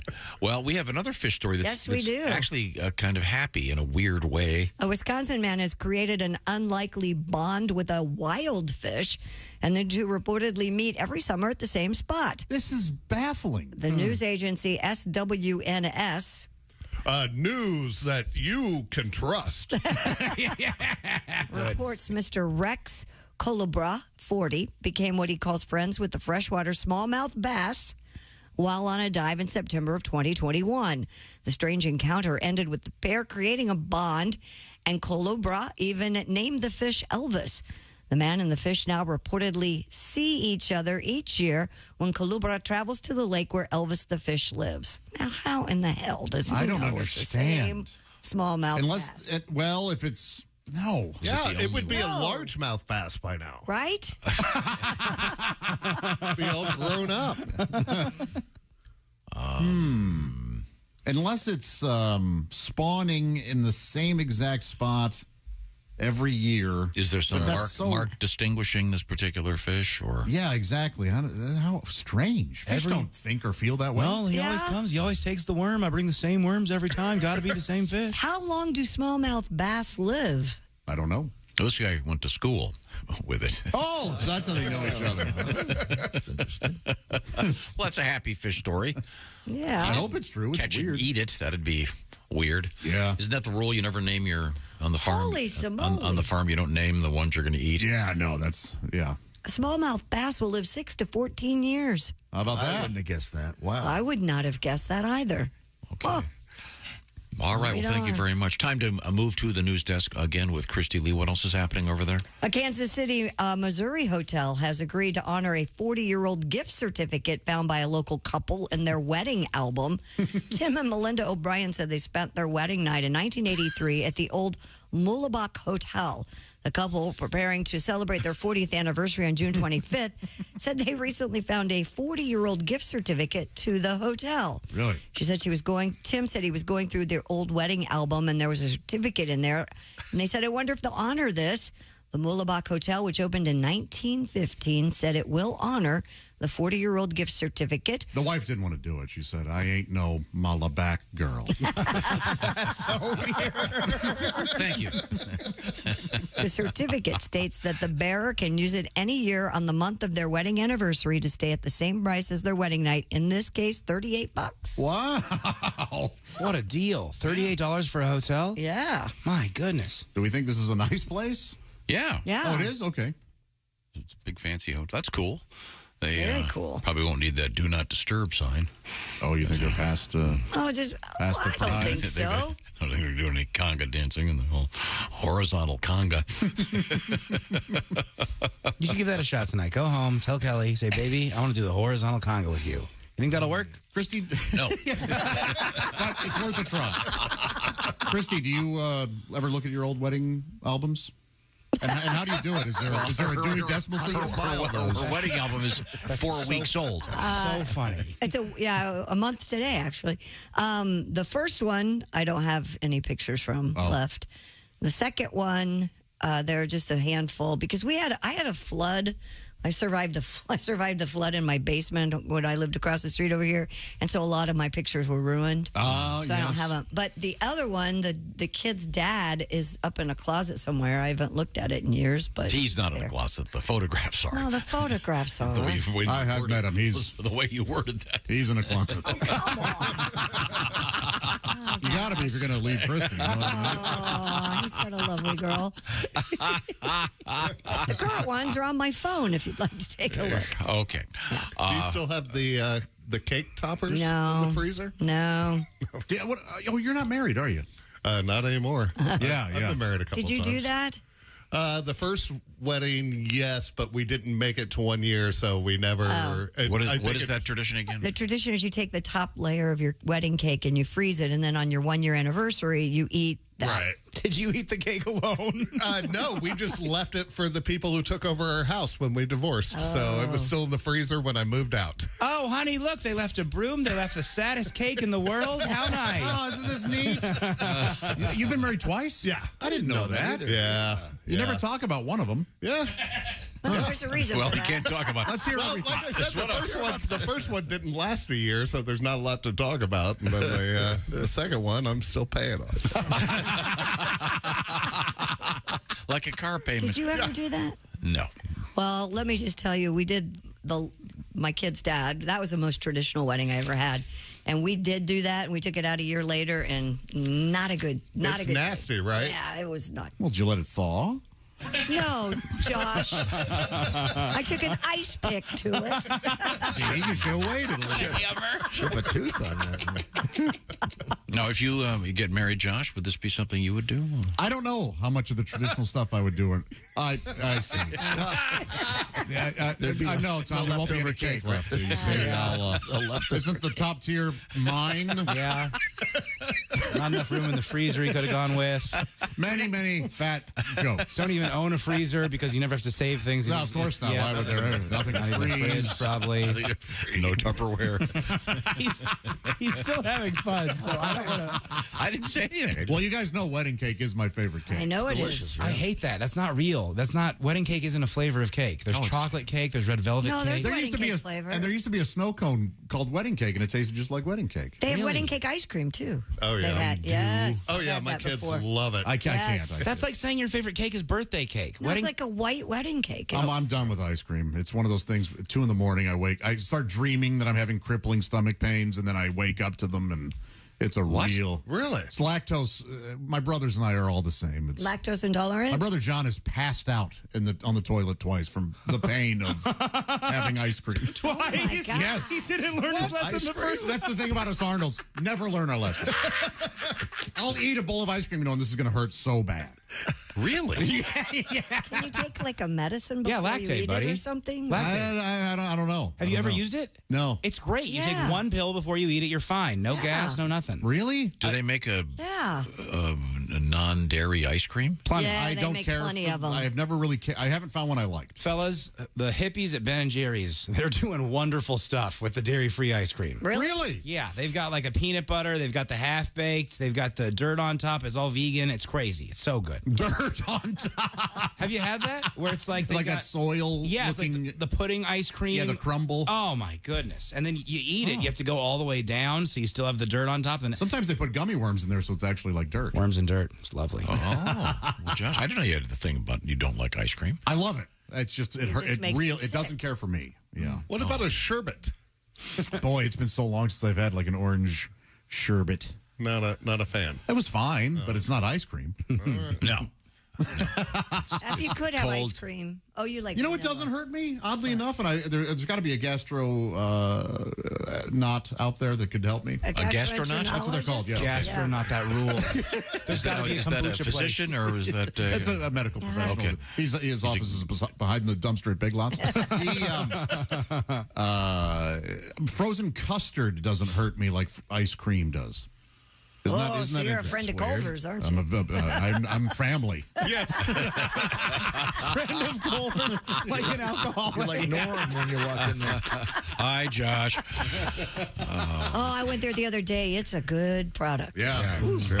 Now, we had an interesting letter from Canada earlier this morning. Yes. And do you remember the gist of it was that this woman is married to this Canadian guy, right? Girlfriend. Girlfriend, Yep, okay. And she's from the Netherlands. She sometimes has to search for words. Yes. Like I do, even though I'm semi-fluent in English. Right. Majored in it. And what did she refer to a carousel as a... horse tornado. Which is just wonderful. But you mentioned that Ottawa, of course, is in Canada. It sure is. Yes. Got this letter. Sure. Ottawa is not only in Canada, it's also in northwest Ohio, the county seat of Putnam County, where we have the world's best tomatoes and corn on the cob. How about that? Down the road is the world's best hamburger. In Lima, Ohio, at the Cupie. It's a pretty good burger. Wow, is that a good burger? Yeah. Oh, I've got to try it. Do they have the fresh heirloom tomatoes from the town over on that burger by any chance? I'm a beefsteak fan. Yeah.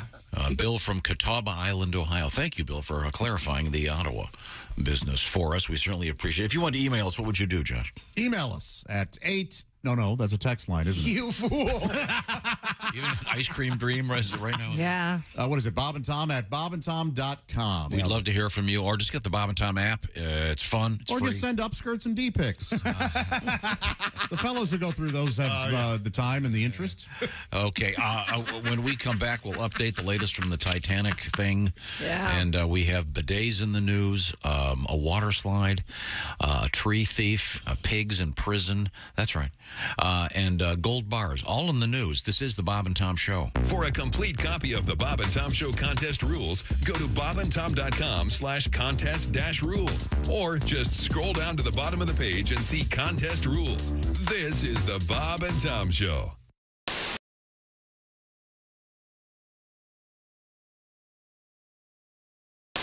Again, to go through your dating ritual, you've met some lovely young lady, perhaps after an evening on the town, and you take her back to your place. You get back to the townhouse. She wants to come in for coffee or something. Do you show her your chops? Do you immediately sit down? Oh, by the way, I happen to be. I say, hey, by the way, I don't want to brag or anything, but how about I lay down the thunder?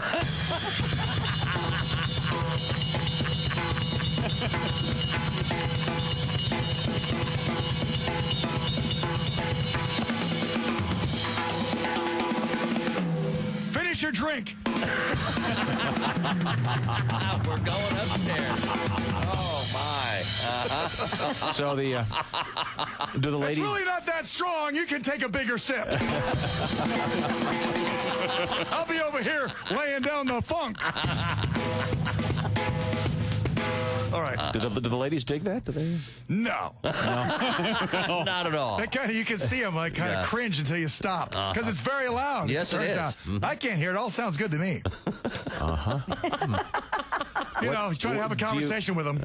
So anyway. All right. Do you play any sort of romantic stuff? Do you play like a slow tune, maybe something mid-tempo? With the brushes, maybe? Yeah, get the... No, I don't even own a pair of brushes. No. What's the point, huh? Yeah, maybe Defeats the purpose. You can do some of these things, you know. So anyway. Get your roommate feed your dog?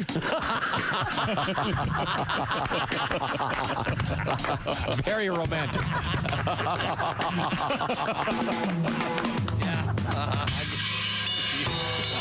Now, do you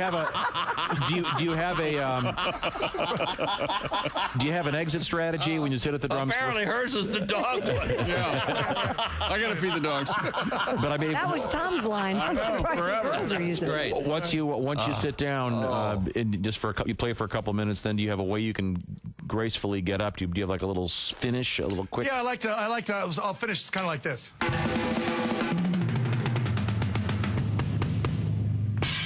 Let's face it, I am great! Greg Hahn, ladies and gentlemen. Wow, that's I love a man with confidence.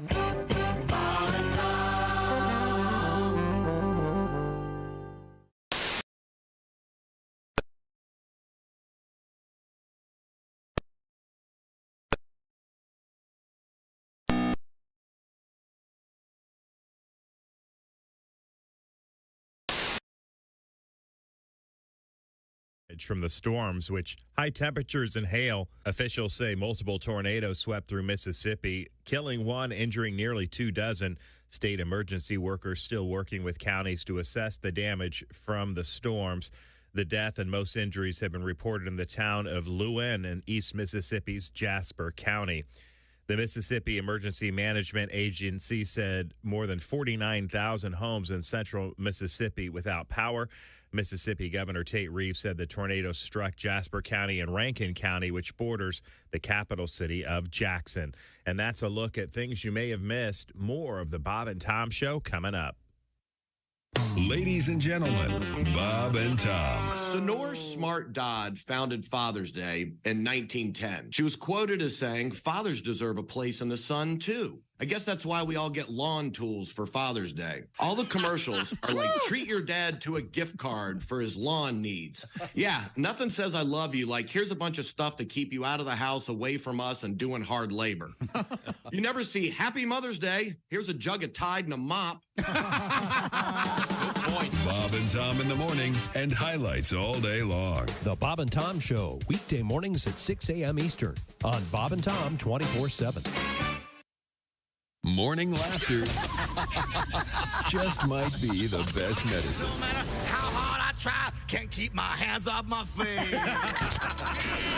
Bob and Tom 24/7. Well, let's get a serious tip from you.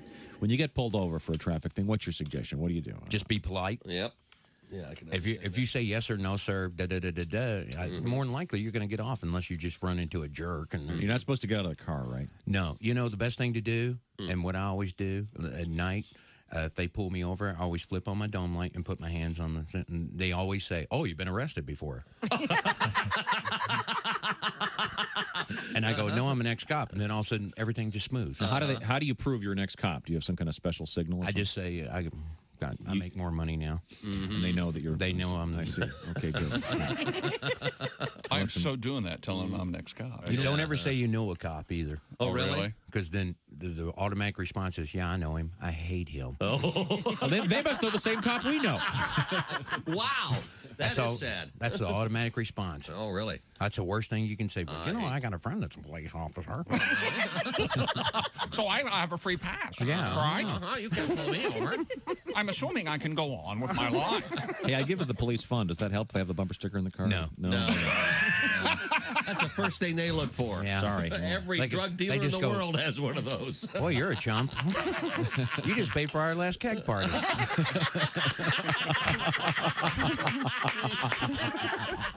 Bob and Tom 24/7. Greg Hahn is our guest. I went out with this one girl. Can I say this? Yeah. Sure. Get a load of this. I'm on a date. I was out with this girl, right? Here's what she says. It's true. She says, "Oh, I did something she didn't like." She goes, "Oh, you just lost some points."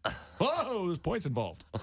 That's a point system that the women have. It's a point system. Men, we don't know what's going on. All we know is it involves points, and all of a sudden, we're down. You know what I mean? I was doing my impression of her mother. She's like, "Oh, you just lost some points." I'm like, "Really? How many did I start out with?" "Don't ask any questions. You're just going to lose more points. We'll transfer my account to your younger sister." It's an old Eskimo trick of how to catch a polar bear. Now, what you do is you go cut a hole in the ice, right? And then you take little peas and you place them strategically 4 inches apart all the way around the hole. Right. And a polar bear will crawl up and he'll look at it in very much curiosity as what is going on there. Now, when he bends over to take a pee, you kick him in the ice hole. Hi, this is Augie Smith. Hey, it's the Bob and Tom Show. Christy Lee at the news desk. Hello. Pat Godwin in the music room. Hey, Josh. There's Mr. Jeff Oskay. Hello. Ace Cosby across the way. We got that joke of the day coming up, don't we, Ace? Yes, you do.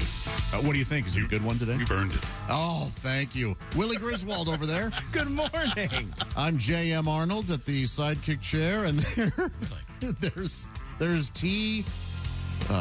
PG? B. B. Griswold. Thank you very much. What's your middle name? Bruce. What's your social security number? It's a 742. What was your first pet's name? What's the number on the back of your card? The CCV or whatever the CVV. CVC? No. Danny 426. We had a weird story about these guys caught a 600-pound marlin but came in second. Yeah, because there were shark bites on it. The tournament rules say that the marlin bitten by a shark or attacked by other animals in the process of being caught makes them easier to land. Therefore, that's why they're disqualified. Because they may have less struggle than they're wounded or dying. Oh, okay. No, that's just an assist. That's like getting an alley-oop from a shark. It's awesome. But I guess they should be unassisted, though. Oh, that's a tough rule. Man, that is. Especially when there's $3.5 million at stake. Yes. Okay. Well, in any event, on a more serious note, there's also a vessel in the water. They think maybe either on top of or inside the Titanic that is lost. Yep. The vessel is being searched for by the U.S. Coast Guard. The craft submerged Sunday morning. Its support vessel, the Canadian research icebreaker Polar Prince, lost contact with it about an hour and 45 minutes later. It's supposed to be like a 2-hour descent then you tour, and then a 2-hour ascent. So it's like maybe an 8-hour trip total. Well, they haven't been able to find them or have not heard from them since Sunday. Scary. The oxygen could run out by 7 a.m. Eastern Time Thursday. And they need that to breathe? Yeah. Okay.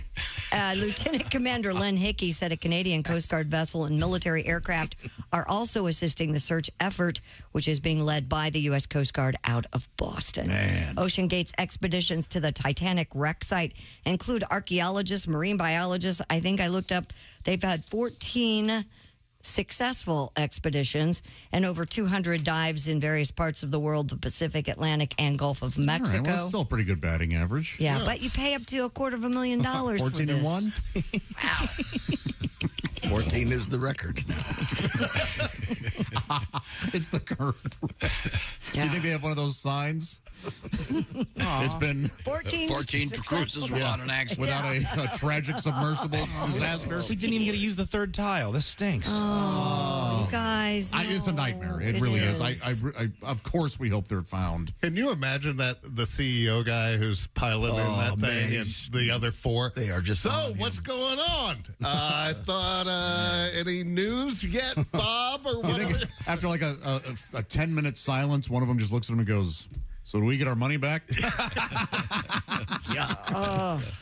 Wow. Any luck? And again, the controlling device is It's a refashioned PlayStation controller. Oh, Willie, he just needs to go right, up, left, down, A, B. There's no and GPS. that'll Select start. There's not a cheat code. What if this guy just lost in the same way that I lost in Fortnite with my friends last night? That right when the real fight started, I realized that I charged the wrong controller and I had to switch it out. Anybody got any AA batteries on them? I'm just shocked that they don't have a GPS system, that all they use is a text. Well, I saw an interview with the guy, and he was bragging that he got the lamp from, like, Camping World. Camping World, yeah. I don't know. I kind of like my stuff certified by, I don't know, Boeing, some engineers in there. Who knows? You'd be surprised how much equipment in a jet airliner is actually from Camping World. Really? I would be surprised. 70%. Yeah. I've never heard the captain go, "We need more duct tape, Lloyd." That's got to be rough. Now, also, they only have one small toilet. Yeah. Yeah. And and toilet is a rudimentary term. It's basically a hole with a plastic bottle in it. But there's no way to eject the contents, so they've got to be. Oh, no. And I bet they didn't have. They probably didn't take food or water with them. Yeah. Well, they can fish. They can't open it, remember? They can't get out. Problematic. Yeah. Oh. All that pesky And water. they're bolted in. They can't, there's no escape hatch. So even if it shoots up to the surface, they can't get out without somebody helping them. Well, if they get it up to the surface, they'll find them. Easier to find, yeah. Easier to find. It's like looking for Going to be funky in there. Oh, boy. Poor people. I know. It's such a nightmare. Such a sad Anybody else got more situation. jokes about it? No. I'm out. Yeah, because tomorrow we won't be joking about it. No, mine will never stop. Oh, till Thursday. I'm a monster. You're right. Dude, what they had 8 hours. It's an 8-hour trip. They had $500,000 combined. They could have watched all the Lord of the Ring movies with a bunch of strippers and a bunch of pizza. Had a huge party. Best day of my life. That's what I'm doing if I got $500,000 8 hours to kill. Strippers and Lord of the Ring. I don't know. I haven't had a lot of time to brainstorm on this. Mr. Oskay, what would you do? Freaky dork you are. I heard 8 hours. That's the first. We'll watch season 1 of Mandalorian. I'll get strippers again. I went to strippers. Josh, what would you do? With who? $250,000 or 8 hours? 8 hours in the... You're in this thing. Oh. It's not moving. You have no communication. If I thought we were really nearing the end, at some point I don't know. I'd maybe just, hey, who's going to choke me out? Yeah. While I whack it. Because that's the only way I can... Off the air, that's what Jeff said he would. That's all you would be doing. Oh yeah, I would be making a mess of that capsule. Well, and then, would not care. As the oxygen depletes, you're only going to get hornier and hornier. Exactly. But the blood flow is going to go away. Why would that? Okay, well. What would you do, Tom? I wouldn't get on the thing. Okay, so that it could be tethered to the dock. I wouldn't look inside it. No, me either. I'm with you. I am with you. Oh, look, it looks like a propane tank that they're going to sink. Oh, sure, I'll climb in. I see why people would want to do this. You do? Yes. That much money? I get I it. can Yes. watch the movie. There's a lot of documentaries about the Titanic. But to see it would just be, it's got to be insane. You don't belong down there. I agree. No, yeah, it's not meant for people. No. Again, if you do this, you're taking a huge risk. You know, again, for sure. It's like jumping out of an airplane with a parachute. You know, odds are you'll be okay, But there's still that. Yeah. Okay. You could get a streamer, as they call it. Oh man! When the chute doesn't open. That's a David Ray. It's called a streamer. Yeah, it's called a streamer. That was a Vietnam reference. Okay. We have coming up in the world of news, Christy Lee. We have crime. Yeah, we have Adele in the news. We have a bidet from someone famous that you might be able to buy. Really? Yes. We have. Actually, it's apparently been used by at least 2 famous people. My new water fountain has arrived. Tastes just like Lizzo. You're not far off. Lizzo would have to kind of hover to hit it. Oh boy. A lot of water for that. Also, coming up, we have pigs in prison. And you said actual animal pigs. Yes, animal pigs in prison, smuggled in. I'm not sure. We'll have to get to that. That's gotta hurt. Yeah, that's rough. This is the Bob and Tom Show. Thanks for listening to the Bob and Tom Show this morning. The show is also out there for you on our YouTube channel. Watch and subscribe.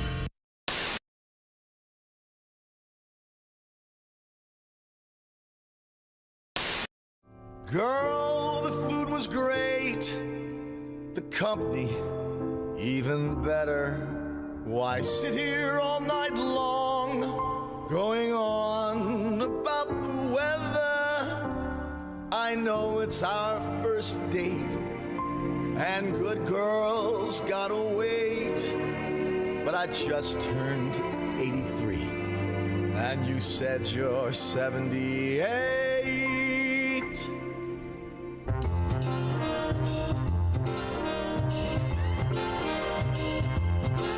The moon is full, you know what I'm thinking. Let's make love, we're old and we're shrinking. The hour's late, let's just do it on our first date.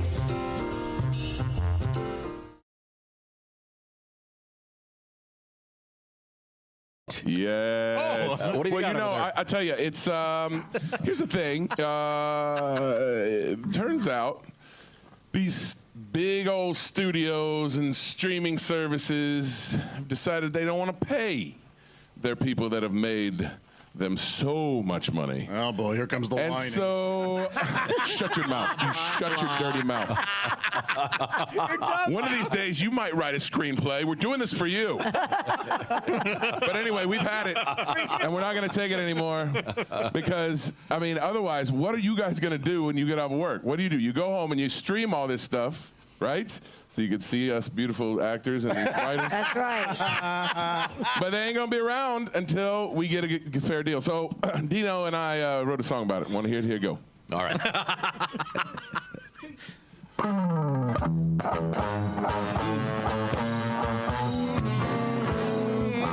Oh, my name is Drew Powell. I'm a star in Hollywood. But things are dark in Tinseltown, and it ain't looking good. The writers are on strike, trying to get fair pay. Nobody's writing nothing, so I don't know what to say. I got the blues, oh, down. I got them writers' strike blues. Yeah. From the top of my head down to the bottom of my socks or feet. See what I did? Actors, we need scripts just like flowers need whatever they need. And I need to get back to work because I got a family to feed. All you networks and studios, sit down and make a deal. Things are gonna get ugly if I have to miss a meal.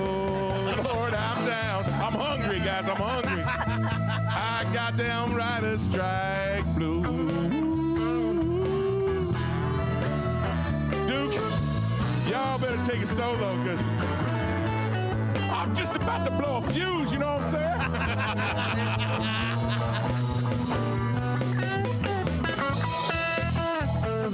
You know, I think it's time for Netflix chill. I think Netflix, y'all gotta chill. Come on, Warner Brothers. Help a brother out. Hey, Amazon, it's prime time to make a deal. Hey, your fair share. Nice. Yo, Disney, tell Mickey Mouse to slice off a little piece of cheese for these writers. I'm mad, you hear me? Duke, I'm mad. Keep playing the blues, boy.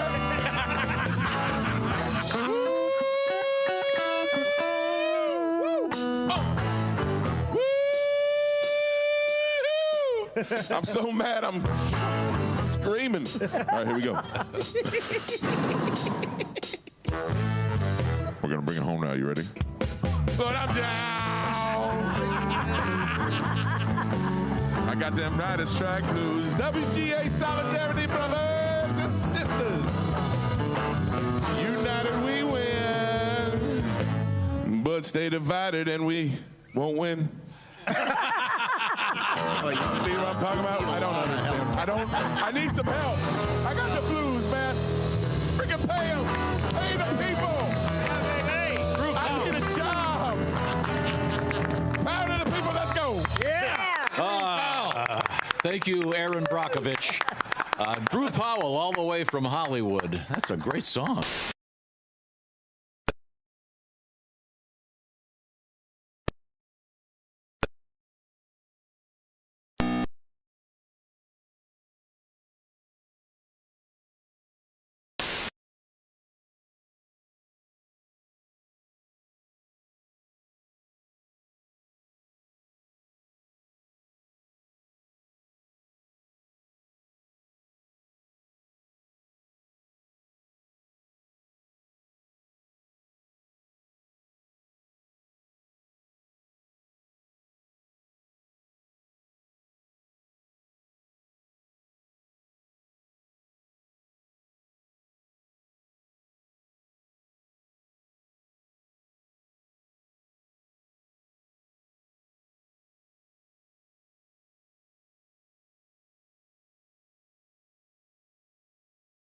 The cable guy, and you're listening to Bob and Tom 24/7. Boy, better get up, get some exercise. Jeff Rothband is our guest. Jeff is a fine comedian. I actually had to do that once. What? Be a pallbearer, and that, oh my that's God, heavy. Yes, that's a heavy job. Yeah, I actually had to go to a funeral, and I was asked to be a pallbearer, and I always a pallbearer. Never the corpse. Grandfather dies, life will be strange. When grandfather dies, my whole world will change. When grandfather dies, I'll scream and I'll yell, 'cause I'll be rich as hell. And then I figured I didn't need to write anymore. Essential Morning Radio. All day and all night. You might as well shoot me when the beer runs out. Bob and Tom. Hey, it's the Bob and Tom Show. There's Christy Lee at the news desk. Hey, I'm sitting right here. Yeah, you are. Yeah. Pat Godwin sitting in the music room. Hello, Josh. Or the kitchen, as Tom called it the other day. Cooking it up. Because you're cooking things up for us. There's Jeff Oskay. Hello. Ace Cosby across the way. Howdy. There's Willie Griswold. What up? I'm Josh Arnold, and there's Tom. Tom, thanks for lifting the weight that I left. This is just a closed circuit. What? You just had to do something that normally both of us do, and you did it alone, and I appreciate you. Oh, no, he was waving his arms and rolling his eyes Josh? and pointing at the green room. Was he really? Oh, yeah. He was furious. Well, sorry. It's okay. Face all red. Everything's fine. It was an emergency. I'm sure. I needed a cup of coffee. We've been talking about this situation's fairly serious. I guess there are 5 souls, as they would say. Yeah, of course. 5 souls aboard a submersible, which a kind of homemade submarine. Yeah. And it's stuck somewhere around the Titanic. They heaved it off the boat Sunday They morning. didn't heave it. They dropped it slowly into the water. There's your problem. They heaved it this time. Yeah. And it's they're trying to find it now. And they lost contact with it about an hour and 45 minutes later. And It doesn't seem all that scientific if they don't have a way to communicate. And I don't know. Just maybe this reminds me of that experimental aircraft stuff you hear about. Mm-hmm. Yeah. You know, where I like my airplanes and my submarines store-bought. Do you remember the guy, the flat earther, who built his own rocket because he was going to fly up to prove that the Earth was flat? Yep. And I don't think he's with us anymore. Yep. His experimental aircraft did not. Aircraft. So we'll never know if he proved it. Yeah. Good old Wrong Way Johnson. Whatever his name is. But we were talking about what are the people, these people are stuck in this thing. Right. I mean, what are they doing right now? Do they have snacks? They're praying. They don't have, I don't think they have snacks. They have one tiny little place they can go to the toilet, which has got to be, they probably all had to use that by now. It's probably full. Man. That's because there's no way to dump it. The least of their concerns. I don't know. Did they have, maybe they have some MREs down there that they can crack open? I would hope so. Hot plate or something. A hot plate. Yeah. Some ramen, some cup of ramens. Well, it kind of reminds me of this. You'll see the connection. Sure, it's insensitive, but here you go. All right, this magician, he gets his job on a cruise ship. So he's working this cruise ship, and he does his act every night. In the front row is the captain of the ship with a parrot on her shoulder. So every night he does his act. Well, by the third night, the parrot starts figuring out his magician's act. So he starts heckling the magician, and it's in his sleeve. It's under his hat. His assistant has it. So that night, they hit an iceberg, and the ship goes down. The magician wakes up floating on a piece of driftwood, and the parrot is sitting on the end of the driftwood, and they stare at each other for 2 days and don't say a word. They just look at each other all mad. Finally, the bird goes, I give. Where's the boat?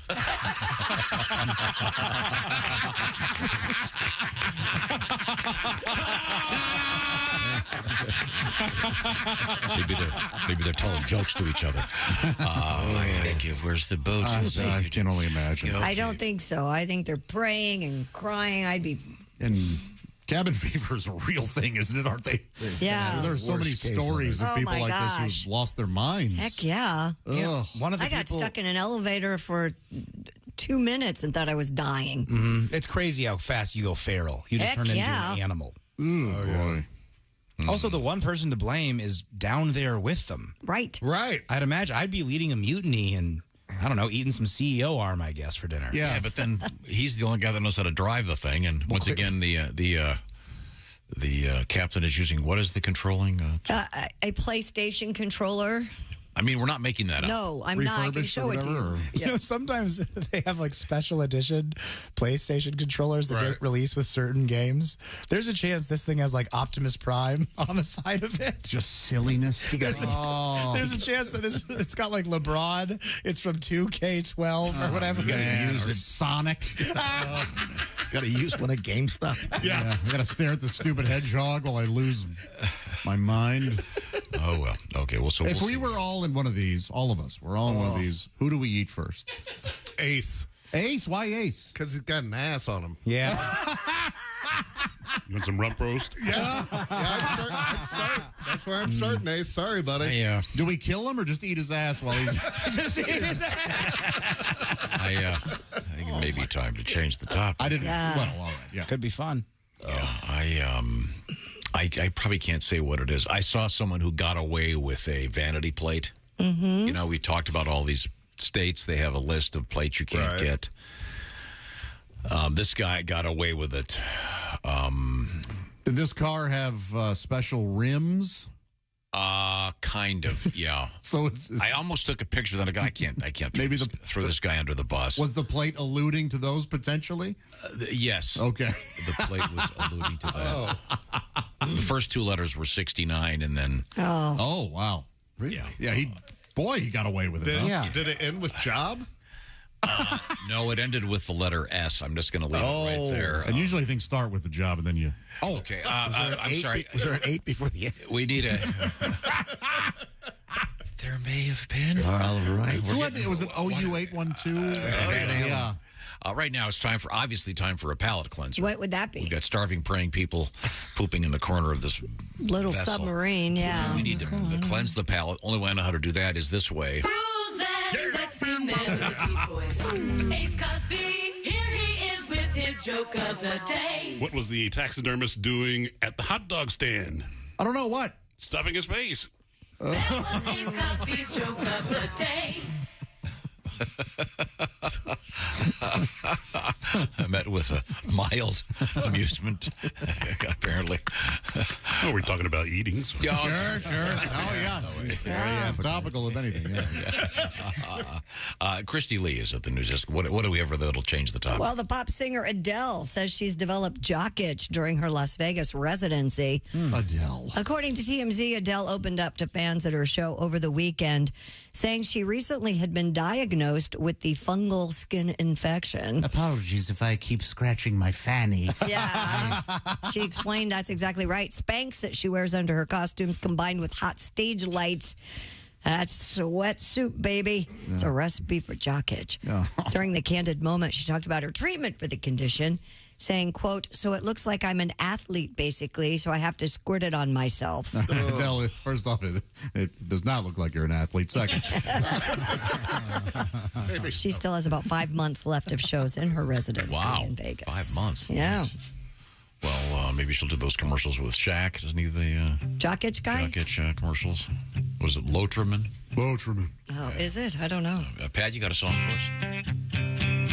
There's a fire starting in my crotch, sweating in my Spanx, brings it up a notch. I'm making soup under these hot lights. I'm gonna have to put on some jock itch cream tonight. Feels like I have swamp ass scratching in my sleep. I wake up with the cream in my hands, like I was playing with myself, scratching in Patrick. That's all I got. He's working hard. Try pulling off Adele. I love it. Yeah. Hello. I'm itching down below. Yeah, Adele's hard. Yeah, I couldn't do it, Matt. She's a singer. Yeah. Okay. Now we continue to look at the news. There's another famous lady singer, pop singer, that's in the news for a vastly different reason. Several unique items from Jay-Z and Beyonce's former Los Angeles home are up for sale on eBay, including her bidet, which is being sold for $2,400. The items come from a Holmby Hills mansion the couple rented in 2015. The owner sold the residence after the famous couple moved out. New owners are now hoping to completely renovate the mansion. Wow. They're selling it ironically on eBay. Naturally, That's Beyonce. Wow. Beyonce's bidet. That's a peculiar fetish if you'd want that. I would want it because Jay-Z had it too. Right. And there's that great Jay-Z song where he goes, "Allow me to reintroduce myself. My name is Ho," and then it kicks in real big. Right. I want to click the bidet and it goes, "Allow me to reintroduce myself," and then it cleans me. That's what I want. I want audio to play too. I want to feel like Hova. Yeah? You want 99 problems, but a clean butt ain't one? You got it. That's exactly what I want, Jeff. Perfect. I mean, this is like auctioning off a sidewalk that they walked on. I mean, it really... Well, except the sidewalk didn't clean their b-holes. Or bay hole. Be their a-hole? Yeah. Bay-hole. Yeah. Z-hole and bay-hole. The bay hole? Okay. All right. Have you tried a bidet, Tommy? No, I have not. I am stunned by this. I would think you'd be the first one on board the bidet wagon. And you put an aftermarket bidet on your toilet. Yeah. And they are great. Don't scoff at this. Yeah. I may have to come over. Yeah, give it a shot. Are guests allowed to use it? I will let you use it. Yeah. Mm-hmm. Now, what prevents it from shooting up between your legs? It's balls. Do you have to tighten up or? Oh my gosh! No, the aim is perfect. Aims right Yeah, there. and you can control where it has a button, so you can adjust where it's What about aimed. the water temperature? Fine. Yeah. Warm. Lukewarm, room temp. I mean, is there a setting on the thing? There is. Yes. What do you want it to be set at? Lake Michigan in July? Oh, that'd be nice. I don't want it to be. I don't want it That's to be spicy. I don't want it to be hot enough to make tea. Yeah, that'd be hard to explain to the doctor. Wow. Risk. Okay. Coming up, Jeff Foxworthy, comedian, will be our guest. And Jeff is out on tour. He's doing a bunch of shows coming up, including he'll be at Clues Auditorium with Willie coming up on Saturday for a special benefit. Then he's at the Black Oak Amphitheater in Missouri, Friday, July 7th. The National Cherry Festival in Traverse City, Michigan, coming up Saturday, July 8th. And Thursday, the 27th of July, Coeur d'Alene's Casino in Worley, Idaho. All coming up for Mr. Foxworthy. Right now, I want to talk about great food this summer. That's where HelloFresh comes in. You don't want to waste your time on a beautiful day walking around the grocery store forever holding that piece of paper going, let's see now, what do I need for this recipe? HelloFresh takes a lot of that action off your list because they go to the grocery store, they do the shopping, they do the measuring. You just put it together, and they've got their fresh and fit summer menu up and running, featuring, among other things, calorie-smart items or protein-smart lunches and or dinners, plus vegan options. Get all the details at HelloFresh.com/BTShow16. Willie's been working on some more stuff. What do you got over there? Y'all, check out the lemon tortelloni Palermo with roasted bell pepper and Parmesan. HelloFresh sends you 8 ingredients. Put those together in 6 easy steps. In just over a half hour, you'll be enjoying this delicious, colorful pasta dish that you made at home with help from HelloFresh. Some of the stuff takes just 10 minutes. They got all kinds of food from classic comfort food to vegetarian. They've got you covered. Lots of options, and you can move stuff around. Get the details by spending a few minutes. Go to HelloFresh.com/BTShow16. You put it together. They've done a lot of the work for you. 16 free meals and free shipping, by the way, with the code BTShow16. That's 16 free meals and free shipping. You don't hear about that much anymore. BTShow16 is the code at HelloFresh.com/BTShow16. Coming up, comedian Jeff Foxworthy. This is the Bob and Tom Show. Hi, man, this is Donnie Biker, and this is Bob and Tom 24/7.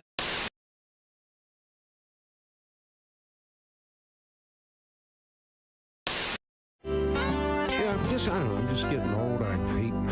I'm not doing this gracefully. I hate technology. I hate any kind of change. Have you seen this commercial for a car where they say the car can actually anticipate when you're going to have a wreck? The car can predict when I guess they got some kind of computer on board. Right. I thought, if that was really true, as soon as I hand the keys to my son, the damn airbags would go off. You know what I mean?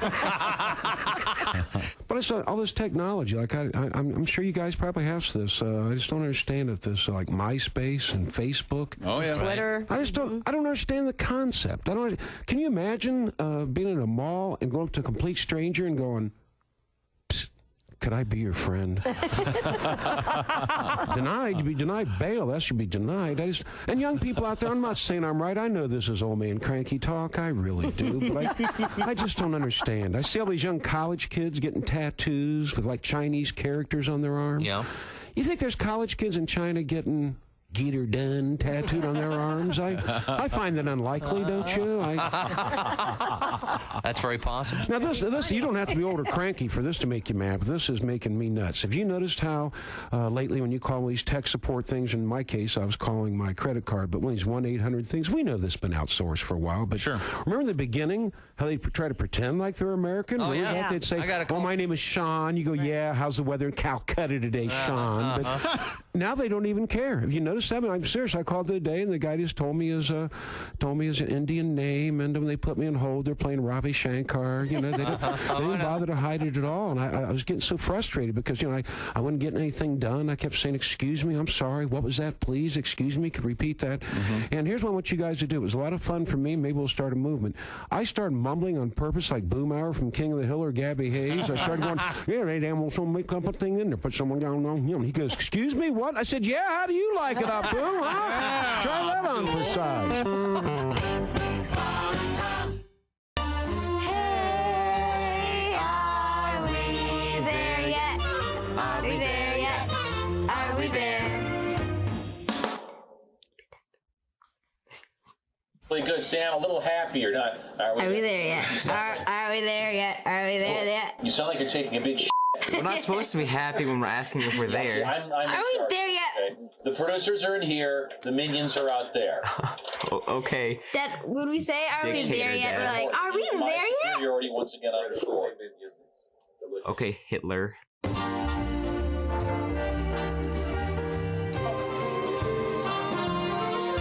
Are we there yet? Are we there yet? Are we there yet?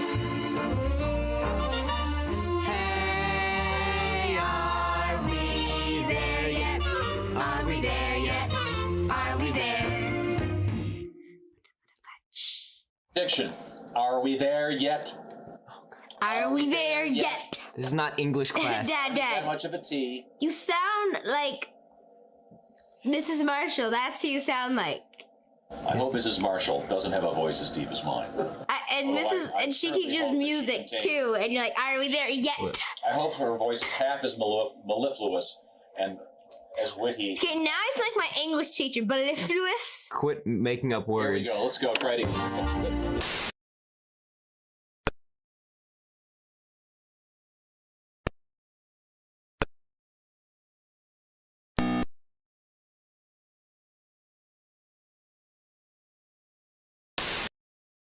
Christy, pick up.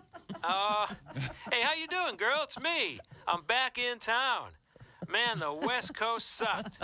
Oh, come on, give me a call. Hi, Christy. It's me. Remember me? Hey, I was looking at some old pictures of that time back in Tuscaloosa. When, I'm sure you remember.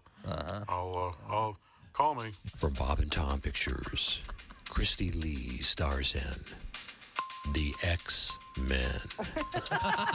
Hey, Christy, it's your favorite drummer. I'm in town playing for a new band called Saber. Call me. Hey, Christy, it's me, Donnie Baker. Hey, I was cleaning out the boat, and I found a pair of your, anyways, I think they're yours. Can we try it again, man? I got the motor fixed. I swear to God it works better. You ain't gonna have to row or nothing this time. Call my pager.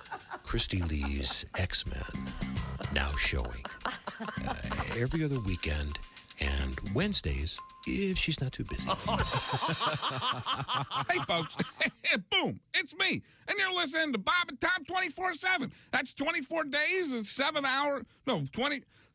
days a week and 24 like the show with the guy who whispers all the time and saves the world. And Bob and Tom 24/7. Hey, it won't blow up the world.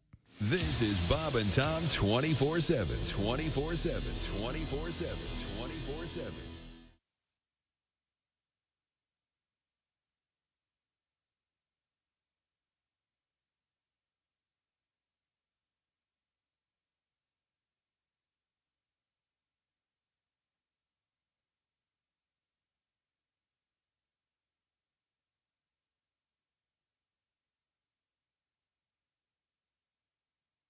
Hey, it's the Bob and Tom Show. There's Christy Lee at the news desk. Hello. Pat Godwin in the kitchen, stirring up and cooking up some music for us. Hey, Josh. Jeff Oskay over there. That's right.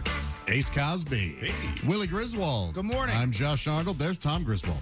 Thank you very much, Josh. We are fixing to hook up with Mr. Jeff. There he is. It's Jeff Foxworthy, the man, the mustache, and we're looking at him on the Zoom, looking very good. Hi, Jeff. Hi, Jeff.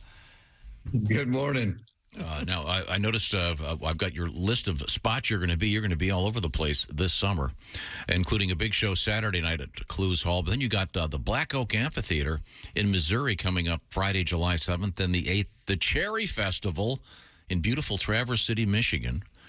And then coming up on the 27th, the Coeur d'Alene Casino and Resort Hotel in Idaho. Some big stuff coming up for you this summer.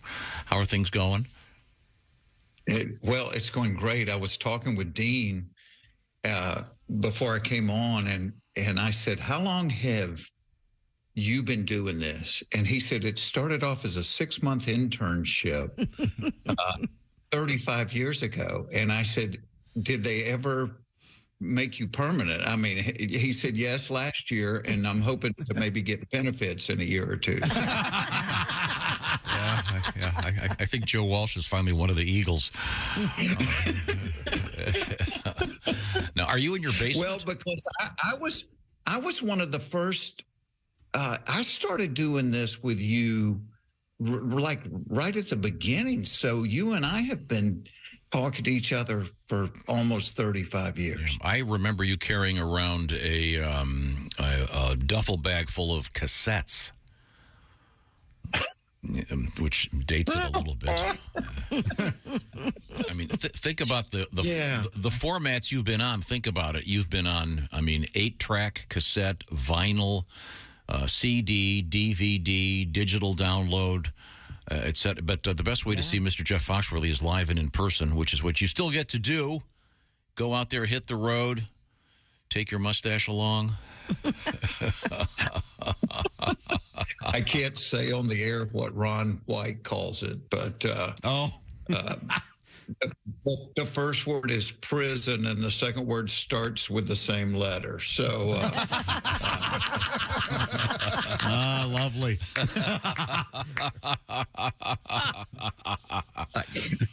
Now, I noticed, and I say this with all due respect, your mustache you have allowed it to age. It is lighter in color than it was when you were 30 years old. And it's funny because like I go out and do shows now, and people are like, "Oh, he got gray." And I said, yeah, I went to my doctor about it. There's a medical condition. It's called getting old, and it happens. And it's funny because, like you said, I've allowed it to. People say, well, you could color it. And to me, men are not good at this. Apparently men's hair color comes in two colors, black bear and rusted tin. That's the only available option. and women are good at it. I don't have a problem with anybody coloring their hair, but women put in the work. They go to the salon, they get a trained professional to mix and blend colors, and they end up with something that looks natural. Whereas men sneak into the drugstore like a 16-year-old going to buy condoms, and we get that $12.99 box off the shelf and go home and do it ourselves. And it's horrible. Like, who are you fooling with this? No one. we have posture like a shrimp and hair the color of Elvis. Yeah, not fooling anybody. And you talk about your real life. You're a family man. You've got kids. You're out there doing stuff, and you've been doing it for a long time. What was your first television appearance? Do you remember? It was a local show in Atlanta called Noonday with Jill Becker, and I was doing a benefit for spina bifida, and they wanted me to come on and talk about it, and I had to go find out what spina bifida was. I wasn't a big supporter of the cause at the time. I needed 10 minutes on stage, so I was doing this free benefit, and I remember looking at it later, and I was sitting in the chair, and my legs were splayed like a V, and I'm like, okay, note to self, keep your legs a little more together. That was 1984, I guess. Wow. When did the first redneck thing fly? Was that just something that started spontaneously on stage, or had you thought about it for a long time? What was the background on that? Well, and I'm at my farm right now, and you and I have talked about it in the past. That's why my internet's not very good. But I had always hunted and fished. I'd always driven a pickup truck. I wore jeans and boots. So everywhere I was going in the early days of comedy, and they'd be kidding me going, oh, my God, Foxworthy, you're nothing but a redneck from Georgia. And one night I'm playing outside Detroit in a town called Livonia. And we were sitting around after the show, and I was like, dadgummit, I wish I was deer hunting. I wish I was in a tree in the morning. It's the great part of deer season. And somebody made the comment, Foxworthy, you're nothing but an old redneck from Georgia. Well, the club we were playing in was attached to a bowling alley that had valet parking. And I said, if you don't think you have rednecks, get up and go look out the window. People are valet parking at the bowling alley. And I went back to the hotel that night, and, you know, I wasn't trying to come up with a book or a hook. I was just trying to write stand-up, and I'm like, okay, I know what I am. I accept it, but apparently a lot of people don't. And I wrote 10 ways to tell how you might be a redneck and went back and tried them the next night. And not only did people laugh at it, they were pointing at each other. And I didn't realize till years later, Rich Scheidner pointed out, they were one-liners. It was all the same premise. And so they were easy to remember. They were easy to retell. And then Rich Scheidner pointed out, I'd been doing them 10 years. He goes, hey, you know, you're actually doing the punchline in front of the setup, because the joke was like, you know, if your son's name is Dale Jr., and your name's not Dale, you might be a red. Yes. And it should be you might be a, if your son's name is Dale Jr. and your name's not Dale. And I went, oh, hell, it's too late to change it now. Yeah. But yeah, that's how that all started. Wow. Rich Scheidner, by the way, you mentioned Rich, has a great book about the era of the comedy boom that mentions a lot of gents and ladies that have been on this show over the years. I highly recommend it. Once again, we're speaking with Jeff Foxworthy, and we're actually looking at him on the big screen. You're on your farm right now, is that correct, Joe? Yeah. Oh, wait a minute. I think it just froze. I think our connection may have just frozen with Mr. Foxworthy. Well, that sort of answers your question, doesn't it? You're on the farm and we get no And we're back. Which is why I'm on the farm. Yes. I'll blame disconnect. Do you by chance still have your first pickup truck? I don't know. Not the first one. I've got one, but I don't have the first one. I'm sure that thing was totaled way before 1980. So, well, yeah. The reason I asked that question, there's a great book about Ron Howard that Ron wrote with his brother, Clint, called The Boys. I really recommend this book. And Ron is now a film director, et cetera, et cetera. But when he turned 16, he took all that money he made from being Opie. His parents finally let him have it because they were saving it for him. And he bought a Volkswagen Bug. He still has it, which is so cool. That is cool. Yeah. Now, do you have anything really old from the early days? Do you have any of those cassettes lying around? Do you know, I do have the cassettes. Even cooler, many years ago, I was cleaning out drawers and I found the piece of paper that I had written those first 10 redneck jokes on. Oh, cool. I mean, it was just from a yellow notepad, and my wife had it framed and put it up next to the front door. So here, you're trying to have a nice house and you've got a piece of crumpled yellow notepad paper framed. And I said, that really looks kind of crappy. She said, I know, but it paid for the house. Well, Jeff, we'll let you get back to taking care of some chores on the farm, and a lot of folks are looking forward to seeing you. I've got to go pick the garden this morning. My tomatoes are just now coming in. Really? Oh, very nice. Oh, you're lucky. They're already I've got 180 tomato plants this year. Ooh. Last night, we ate squash, zucchini, and onions were straight from the garden to the table. So that's great. Yeah, but you got to go check it early in the morning because it gets too hot after that. Okay, well, good luck today, and we'll look forward to seeing you live and in person on tour this summer. The great Jeff Foxworthy. Thanks, Jeff. It's always a great pleasure. Bye, Jeff. My pleasure, y'all. Have a good one. You too, Jeff. Take care. Yeah, he's rocking the stash still. Did you plant any vegetables this year?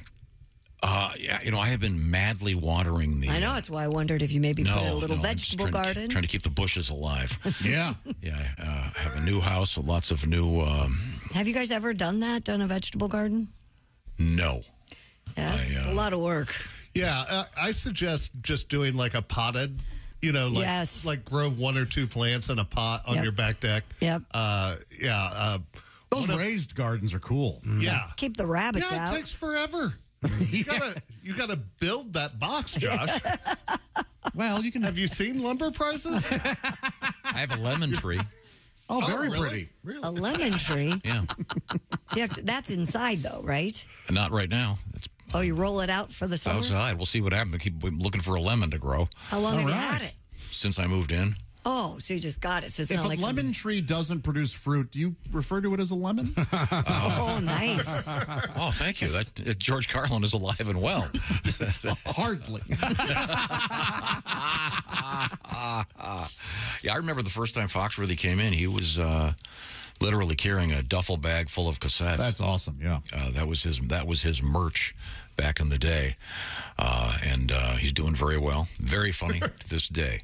We are at the hovering around young Christy Lee with her news stash over there. you. What else is going on over there? An Ohio woman is embroiled in a neighborhood dispute after refusing to take down her 9-foot-tall werewolf decoration. Mary Simmons of Piqua told WKEF News that sounds like news. said that she bought the Halloween decoration back in October, but chose to leave it up year-round. She said, Phil the werewolf has since become my house mascot. How about that? She now dresses the werewolf for the season, Josh, but Isn't that nice? not everyone enjoys her yard decoration. The city of Piqua said it received an anonymous complaint about Phil and gave out a warning, though it has no plans to further enforce the decoration's removal. Simmons said she will not take it down unless it becomes a safety hazard. It's big. 9 feet? Yeah. Handy. I mean, the pizza guy's going to be able to find her place pretty easily. Yeah, 1704, and that's the one with the giant werewolf in the front yard.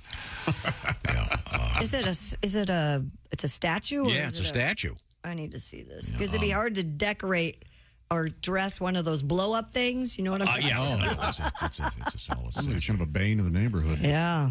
Oh, nice. Have you done my, Werewolves of Piqua? No. Werewolves of London, Ohio. It's a big werewolf. It's not too far. Boy, and it's not like on her porch. No. It's clearly out in front of her house. You can't miss it. What a weirdo. It is. It's dressed for the 4th of July right now. It's very patriotic. Yeah. The anonymous complaint was from her family. Well, it's one of those things like you're against HOAs, and then that happens, and you're like, I get them. I understand a little bit. I need a real bummer to come in here and get rid of this freaky thing in my neighbor's lawn. Exactly. Well, now in honor of my lemon tree, ladies and gentlemen, Trinity No. Lopez. Lemon tree, very pretty, and the lemon flowery sweet. But the fruit of the poor lemon is impossible to eat. That was a huge hit, believe it or not. Yeah, believe in it the or middle, In the not. middle of the British invasion, Trini Lopez with Lemon Tree. Even then. That a big commercial, right? For Lemon Pledge or something? Lemon Pledge. Yeah. Do lemon trees, are they like a corn stalk? You have to have two to cross-pollinate so you have lemons? Or do they? I have no idea. All I know is I've got a lemon tree on my porch. I'll never forget when I learned that science. I planted, one corn, thinking, I'm going to have 1 year of corn. Yeah. Well, that doesn't work. You got to have cross-pollination for corn to, So it's like germinate. people, like people, huh? So beautiful corn stalk, nothing in it. What does the stalk go into? Yeah, I was so I disappointed. don't want to eat girl corn. Gross. Give me boy corn. Gay. No, is that? There's no way to win. Guys, speaking of lemon trees, authorities in Kentucky have arrested a man for allegedly stealing a tree. The Manchester Police Department said the 52-year-old was charged with theft by unlawful taking. Isn't that the definition of theft? Yeah. After allegedly stealing 2 trees from a residence in the East Manchester area. Officials said more arrests in the case are pending, but provided no other details. A landscape thief. Odd. I knew of a case in which they put sod down in a yard. This was a few years ago. Oh, yeah. They sodded a yard on a Friday. Yeah. And my builder friend came back a couple days later, and the entire yard had been rolled up and taken. Yeah. Ooh, that's heavy. That's a heavy job. That is. a heavy job. Sod is quite heavy. But, I mean, a bunch of guys obviously came over at night. Amazing. Yeah. Rolled up the lawn Did they catch him? No. I didn't know if they were experiencing sod in prison.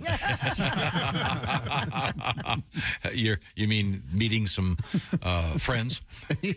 Your amigos, your sod amigos? There it is. Oh, that's a Bob and Tom classic. We'll have to dig that up. Do they say what kind of tree it is? No, it doesn't say. I wonder if it had not been planted yet. I wonder if it was just sitting in the ball. Oh, maybe. Or, like, if it's freshly planted, it's super easy to pop them out with a shovel. And, like, some of those Japanese maples, they'll go, I mean, they're thousands of dollars. Like, Yeah. you can just- Serious? Oh, yeah. Crazy expensive. Yeah, you can easily pop one out in 2 seconds. It'd be embarrassing if you were in prison. They go, "What are you in? Fur." Oh, this poor sap. He's pining for his freedom. Oh, they're all there. I hope he turns over a new leaf. Oh. I don't know how they did it. I'm stumped. Okay. Somebody, please stop him. Good luck. Now, coming up, Christy, what have you got over there? Coming up, we have, in Korea, we have convenience stores that'll give you gold bars. How about that? Yeah, they dispense them there. We have a kid stuck on a Malaysian water slide. Get him down. Why is he This up there? story is amazing. Well, he's dead. We left him up there for 8 days. Yeah, they tried to send a fat guy down after him to see if they could unclog. Fat guys are the liquid plumber of water slides. We have a restaurant in California that is using a very unique way, to elicit confessions from workers about other workers and what's going on in the restaurant. Oh, that's This awful. That is awful. Yeah, this is a criminal. Yeah. Right now, I want to remind you that the Bob and Tom Show is brought to you by BetterHelp. It's easy to get caught up in the world right now. It's so confusing. There's 1,000 TV channels. It's the post-COVID life. What's going on? I don't know. You're trying to help everybody, but you got to help yourself, too. This is where maybe a little balance in your life would come in very handy. That's where BetterHelp comes in. It's all about connecting you with a licensed therapist. The connection is made online, and the therapy is performed online. That's right. So it's extra convenient, so your journey of self-discovery can be done from wherever you are. Find out the details by going to BetterHelp.com/BT Show. The way it works, you fill out a brief questionnaire. You'll get matched with a licensed therapist. And by the way, you can switch therapists at any time for no additional charge. And you can continue this journey as if you were on the phone, or if it was a video link, or even just by what would be, in effect, texting back and forth. Whatever works for you. It's all about convenience and getting some balance in your life. From BetterHelp, it's BetterHelp.com/BT Show. The /BT Show part will knock 10% off your first month. BetterHelp.com/BT Show, and that's BetterHelp, HELP.com/BT Show. Convenient, private, and did I mention that if you're matched with a therapist that's not working for you, you can change therapists at any time for no additional charge. BetterHelp.com/BT Show. Coming back with a lot of interesting stuff, including, did you inhale a credit card last week? We'll find out. This is the Bob and Tom Show. Got something to say? Send us an email, bobandtom@bobandtom.com. This is the Bob and Tom Show.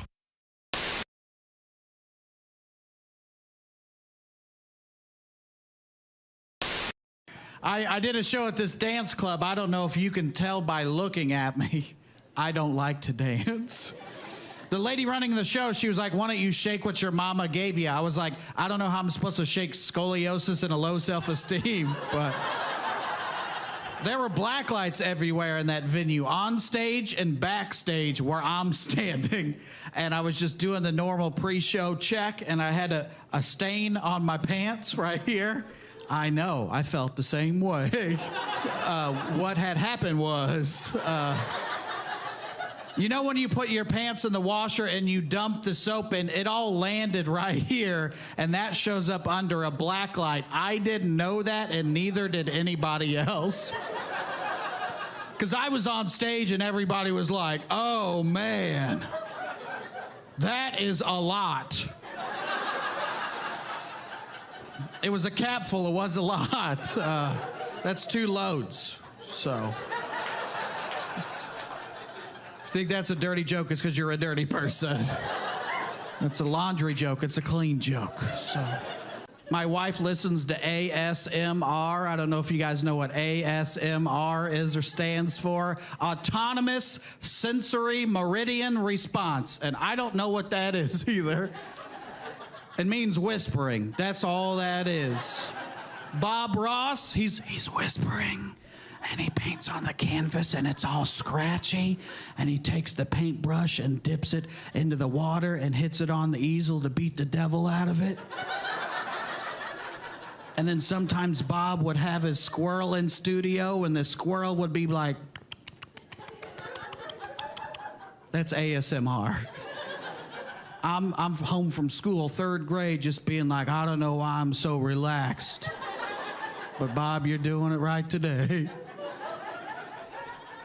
That's what my wife listens to every single night. Her favorite lady, she's got 3-inch fingernails, and this Wolverine woman is always just click-clacking on things with their fingernails, typing on a keyboard, and out of nowhere she'll be like, I'm gonna eat a big pickle.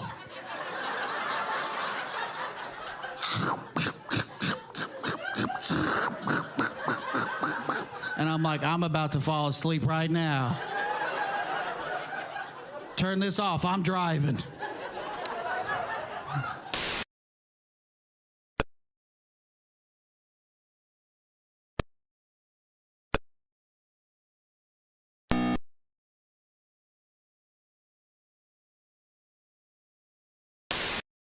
$150 ID cards, 120 credit cards, 68 cell phones, numerous hats, umbrellas, keys, pieces of jewelry.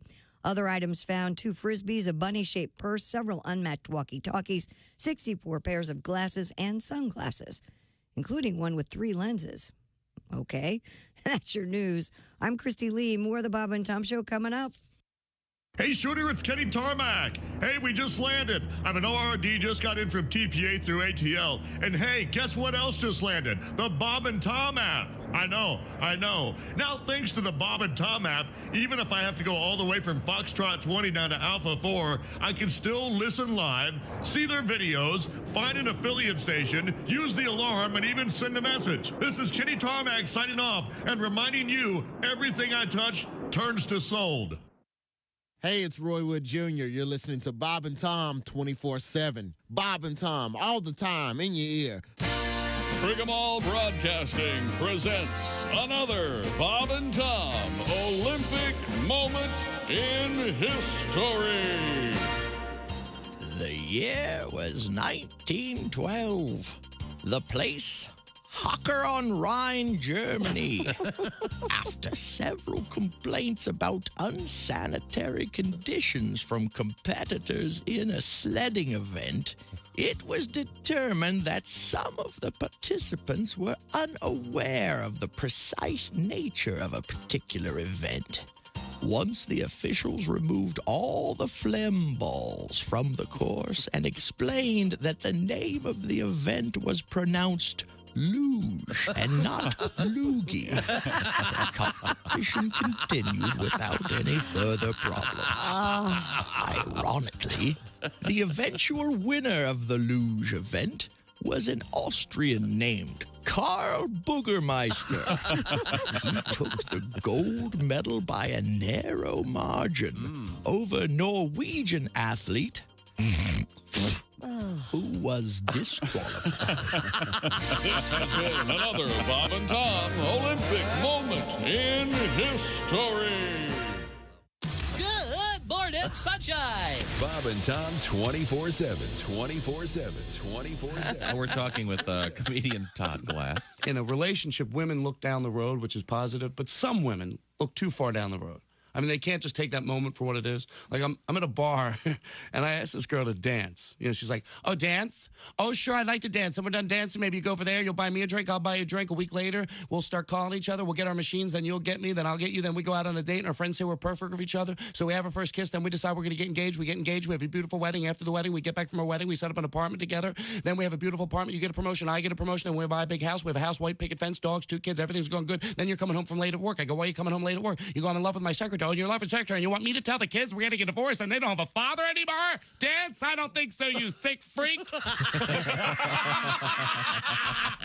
Jimmy Schubert is our guest. I'll tell you, something happened to me the other day. I was in this diner getting breakfast, and I'm looking at the menu, and I get a stick on the menu called a protein scramble, and I'm looking at it, and basically it's an egg omelet with chicken meat in it.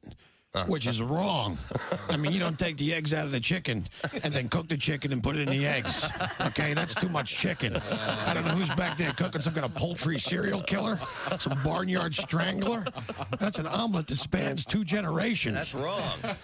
That's not breakfast, that's a vendetta. You know, that's like taking your hamburger and dipping it into your milk. You don't do it. It's not kosher. You got to separate some things, you know what I mean?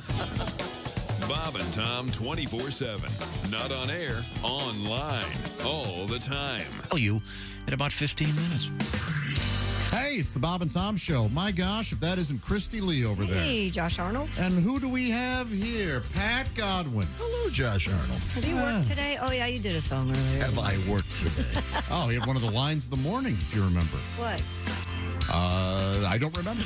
There's Jeff Oskay. You and the bourbon. Yeah. Yeah, oh, yeah. He's making fun of your drunk ass. Ace Cosby over there. I thought he rhymed I with HDMI. I did, yeah. That took a while. Rhyming I with I.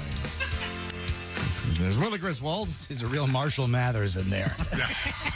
We love I'm you, Josh. Pat. There's Tommy.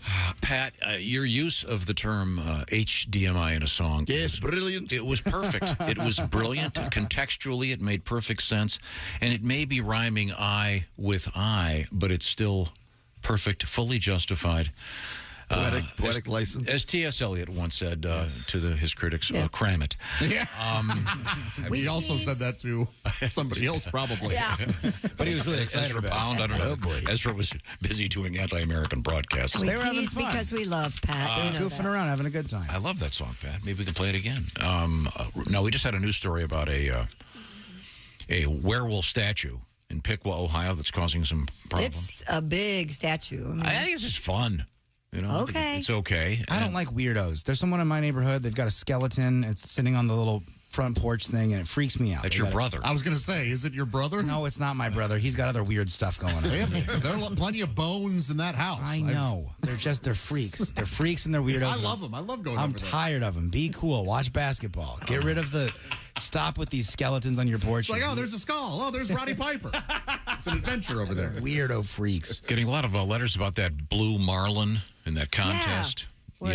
Can you redo that story, or do you have it over there? Yeah, give me. I know the essence of it. They these guys caught the biggest of the marlin in this competition, but it had been bitten by a shark.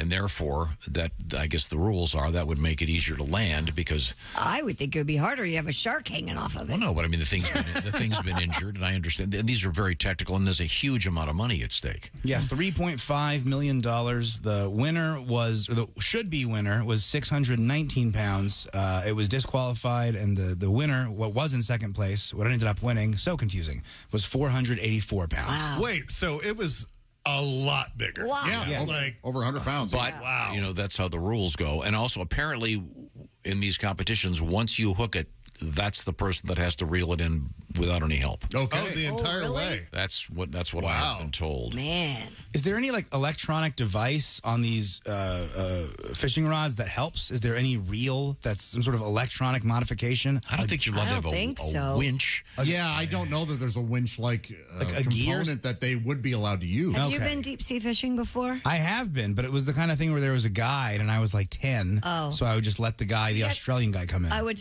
I've done this before, and you sit in the chair. I've never hooked a marlin, but even like a 50-pound fish is hard to pull in by yourself. I By mean, the way, it's the incredible. The $3.5 million prize package apparently was just over $739 for the first fish over 500 pounds. Okay. So they only won $2.7 million in change, which is probably enough to pay for a quarter of the boat. Right.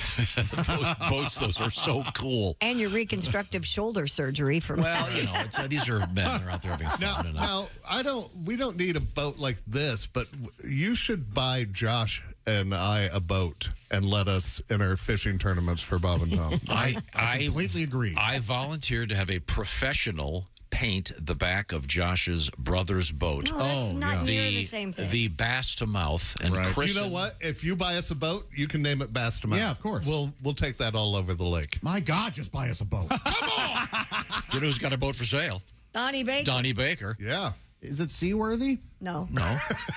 There's a hole in it, and there's currently no trailer. So if you want to pick it up, you've got to. Hey, we can get that Flex Seal stuff. Dude, I want to play with that stuff so bad. I know that it's not a toy, but when I see that commercial. I'll tell you who's like some Flex Seal right now. Oh. 5 people in a so-called submersible. Oh, my gosh. Now, submersible means it'll go down and go We're not underwater. guaranteed that it Yeah, I bet they wish they were in a remersible. Yeah. Part of a flotilla. Oh, this is because, not going well. No, again, it's our fault. Not our fault, but it's a nightmare down there. That's the guys that ended up winning this competition. The boat was named Sushi. Hilarious name for a boat. Yeah. I think Michael Jordan has one of these boats. Yeah. Correct? Yeah. He has a team. Yeah. Okay. Yeah. Well, now a lot of love letters from Piqua that like the gigantic werewolf statue. I like it too. I like it. I think it's fun. It's If it was your next door neighbor or your next door neighbor, you would hate it. You know I'd be fine with it, but yes. You'd be fine. You have a next door neighbor kind of like this, don't you? Yeah, he's currently has 4 campers in his backyard that he's Airbnb-ing out to random people. Is that legal? Oh, no. Not in the least. Dude, that's awesome.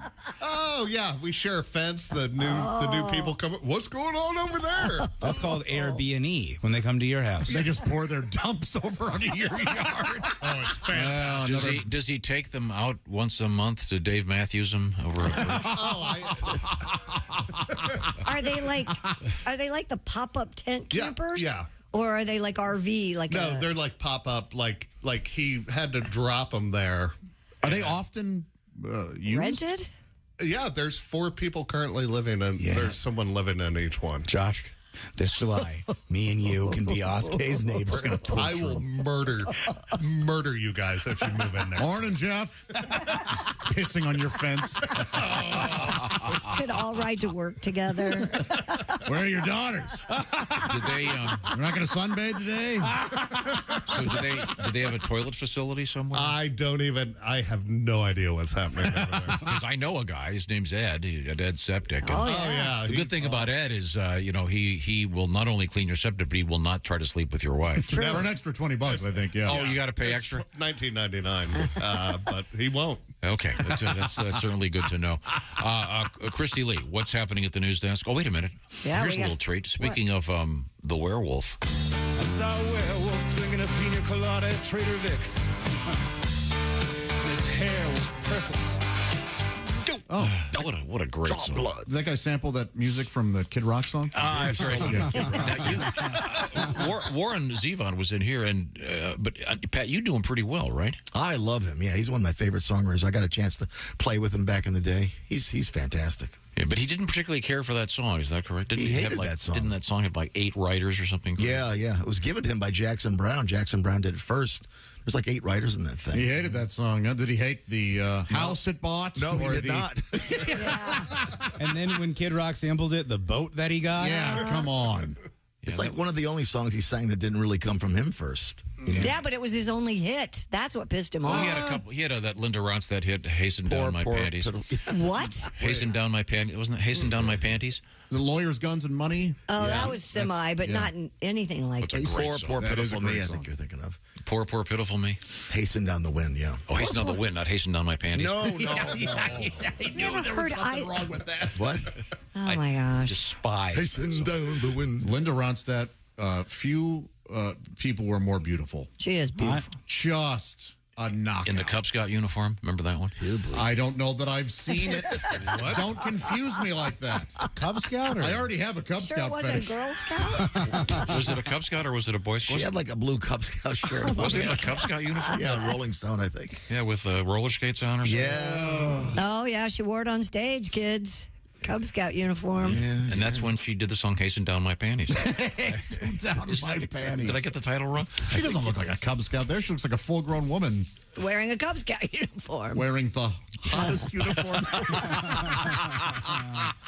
Oh, Get a little confused. Thank you very much. Coming up in the news, Christy Lee, what do you got? Coming up, we still have this interesting story out of a restaurant in California where this is so weird. The owners used a fake person to get confessions out of workers. And, French fries on the highway.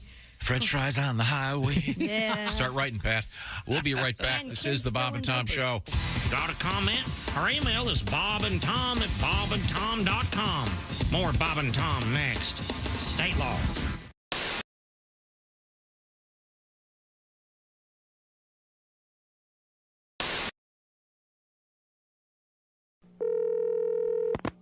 Hello? Hey, it's Tiger. Oh, hey, Tiger. What's going on, man? I need you to do me a huge favor. Yeah, sure thing, man. What do you need?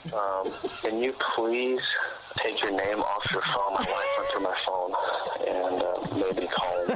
What? Oh. So if you can, please take your name off that. Are you me? She knows about us? Oh, man, this is bad. This is really bad. Just have it as a number. Oh, boy. She hasn't seen the photos yet. Tiger. You still love me, right? Okay, you gotta do this for me. Please tell me you still love me. Tiger? Tiger? Hello? Hello? Hey guys, my dad has a new album out called Under the Bed, and it would really help a lot if you were to check that out, so I can go to college. Please. I was just kind of curious if you'd done any straight sort of. And now this from ABC News. No? I'd like to. Mm-hmm. BBC News in London. I'm Lakshmi Singh. Now a word from Haifa. James Pettigrew. See, you can do it. I could do it, sure. Sounds a little sarcastic, but... Yes, well, then to actually get all the words not all jumbly-wumbly, I think that's the problem. I'd have to have a constant script. Yeah. I think I'd have problems talking off the cuff intelligently about world issues. Yeah. Well, that's why you're here. Yes, exactly. And now, the latest from Greece. Yes. With Maria Bamford. In English! I'd like to order dessert with milk, please. Yeah, thank you very much. I could say something in Hindi. Kihale kuta permilangi. Hello, dog. Goodbye. That's what I got out of 4 years of Spanish. Yeah. Hello, dog. Goodbye. Oh, it's hi, Frank. Hello. Hola, Paco. Que tal? Yeah. Very handy, very handy. Yeah, yeah. Do you speak a foreign language? I went to a meetup group where you're supposed to learn Spanish, but no one was a fluent speaker, so we ended up speaking sort of pretend Spanish, like, sí, no, ay, ay, ay. It's like, oh my God, I'm really good at pretend languages. Yeah, great.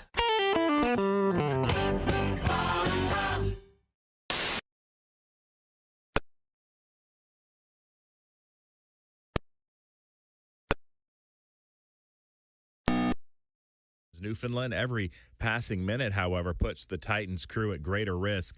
The submersible had a 96-hour oxygen supply when it was put to sea at roughly 6 a.m. on Sunday, so the clock is ticking.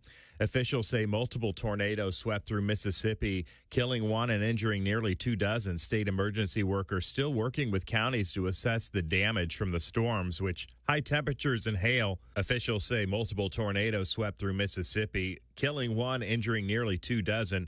State emergency workers still working with counties to assess the damage from the storms.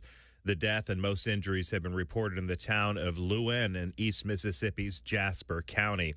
The Mississippi Emergency Management Agency said more than 49,000 homes in central Mississippi without power.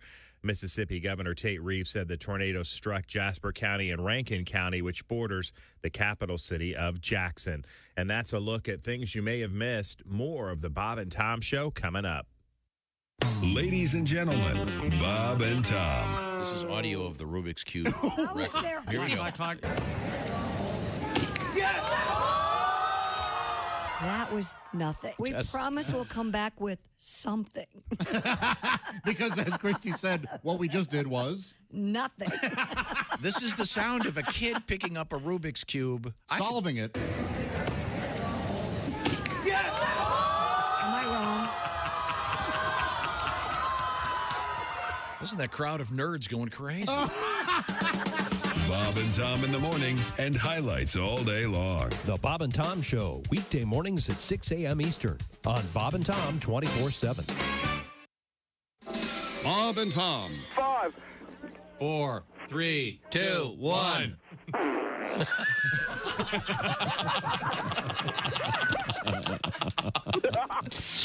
They put the F in professional.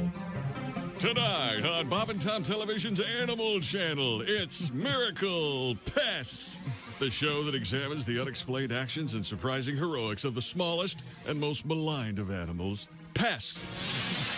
We'll take you to Kokomo, Indiana, and we'll meet Roger Mondor and find out how termites ate through his floor, causing him to fall into his basement just before a tornado devastated his home.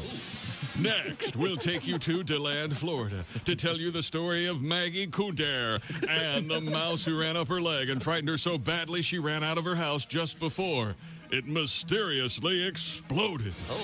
Then we'll go to Segmack, Arkansas, and meet the Cheeseman family. We'll hear their true story. A swarm of Canadian wasps attacked and repelled an armed intruder as the Cheeseman family napped in their home following a baked bean dinner. Finally, we'll meet Harriet Billingsley, who, upon discovering a swarm of pubic lice, rushed to the drugstore to get a bottle of Quell shampoo and, on impulse, purchased what turned out to be $1 million winning lottery ticket. Join host Dick Verman tonight for Miracle Pests. Miracle Pests, only on Bob and Tom Television. Hi, this is Dr. Will Miller, and you're listening to Bob and Tom 24/7. But it's strange living back in America, you know. I mean, America's like a foreign country to me in a lot of ways. Why? I don't know, things are weird. You know, I have friends that don't eat bread anymore. Everybody's on a low-carb diet. Well. And Jesus said, take this bread and eat it. It is my body. And the disciples said, Jesus, we're all on low-carb diet. We appreciate you dying for our sins, but we're all trying to slim down a little bit. We want to look good in the painting. Hey, guy, it's Kid Tarmac. You're listening to Bob and Tom 24/7. Take that to the bank. Laughing matters. Hey there, it's the Bob and Tom Show. Christy Lee at the news desk. Hello. There's Pat Godwin in the kitchen stirring up some music for us. Hey, Josh. I know that it's about to bubble over, and you're going to share it with us. Yeah, something may be regrettable. You take your chances. If it's the topic I think it is. Oh, boy. Well, usually when something goes wrong, Pat just says, too many cooks. Don't you, buddy? I do. I blame on everybody else but myself. That's a good move, Pat. I like that Always move. go with that. There's Jeff Oskay. Hello. Chick's out today with a bad case of the drip. There's Ace. Me. Willie Griswold across the way. Why would it be my fault when it could be anybody else's, man? Come on. Not your fault that Chick has the drip. Of course not. Gonorrhea way up right now. Is it really? Yeah, big story. I read about it yesterday. Sell high. Really? Gonorrhea. They put billboards up all over the country because of it. Yeah, I'm not lying. Okay. I'm Josh Arnold, currently gonorrhea free, and there's Good. Tom. We don't know yet. Results. Can you spell gonorrhea? Yes. G. It's got a secret H in there. There is a secret H. Same with chlamydia. They got a secret H in there, too. I don't know. Your son seems to know a lot about it. I know how to spell chlamydia for sure. Oh, okay. That's the easiest one to get, isn't it? I can spell crabs. Not to help anybody. Got a nice letter here. It says, this is from Ginger. Hi, Ginger. Aww. Ginger Baker. Big fan.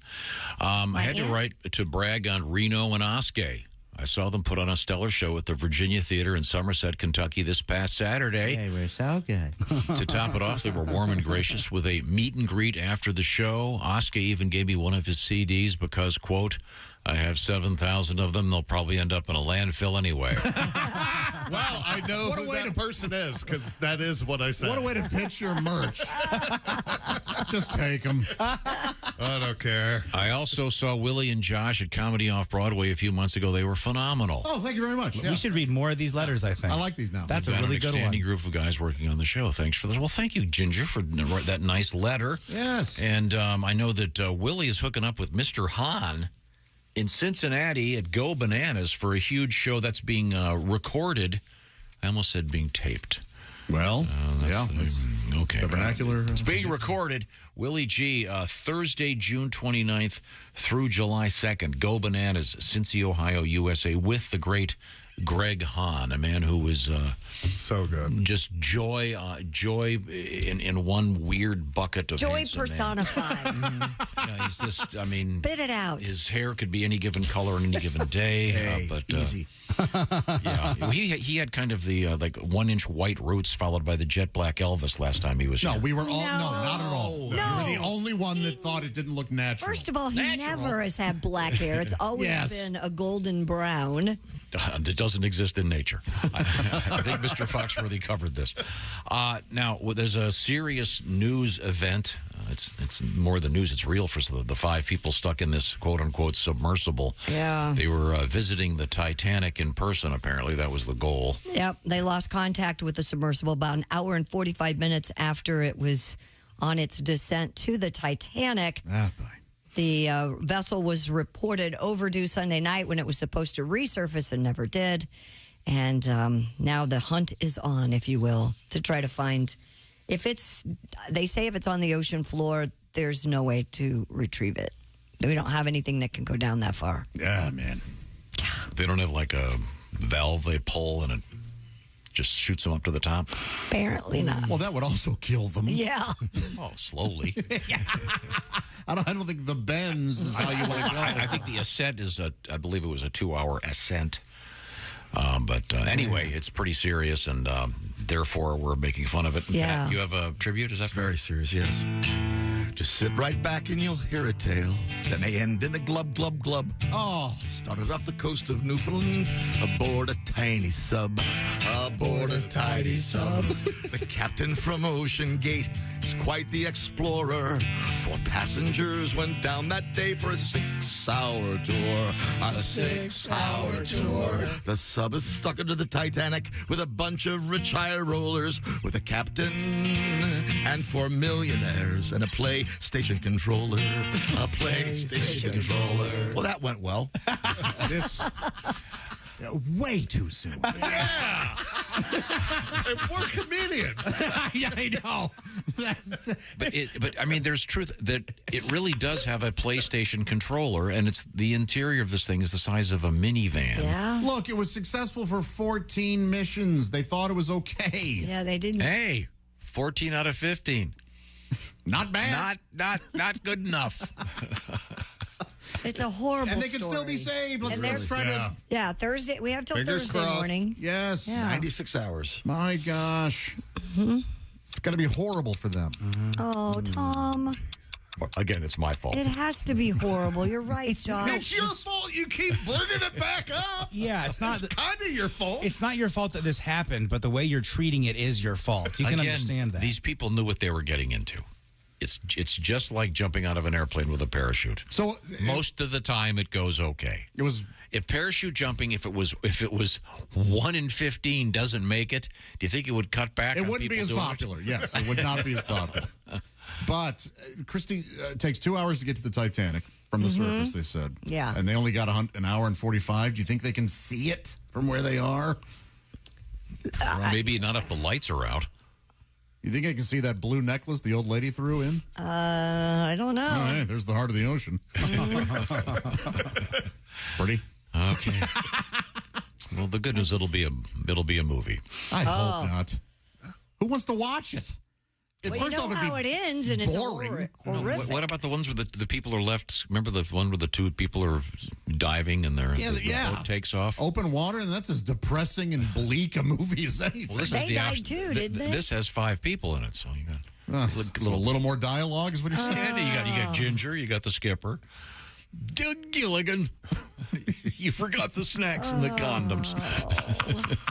I don't think condoms is a concern. I mean, there's no room for that. And they didn't even talk about the food and water situation. They just been talking about the air. Can you go without food and water for 96 hours? Yes, yes, you can. All right. Particularly, you'll be all right. Okay. Can you imagine being thirsty in that situation? Well, this is ironic, huh? Yeah. Somebody's drinking urine. I was going to say straight from the tap. You wouldn't wait for it to cool down? You want it hot? It's cold. It's cold. You want to warm up.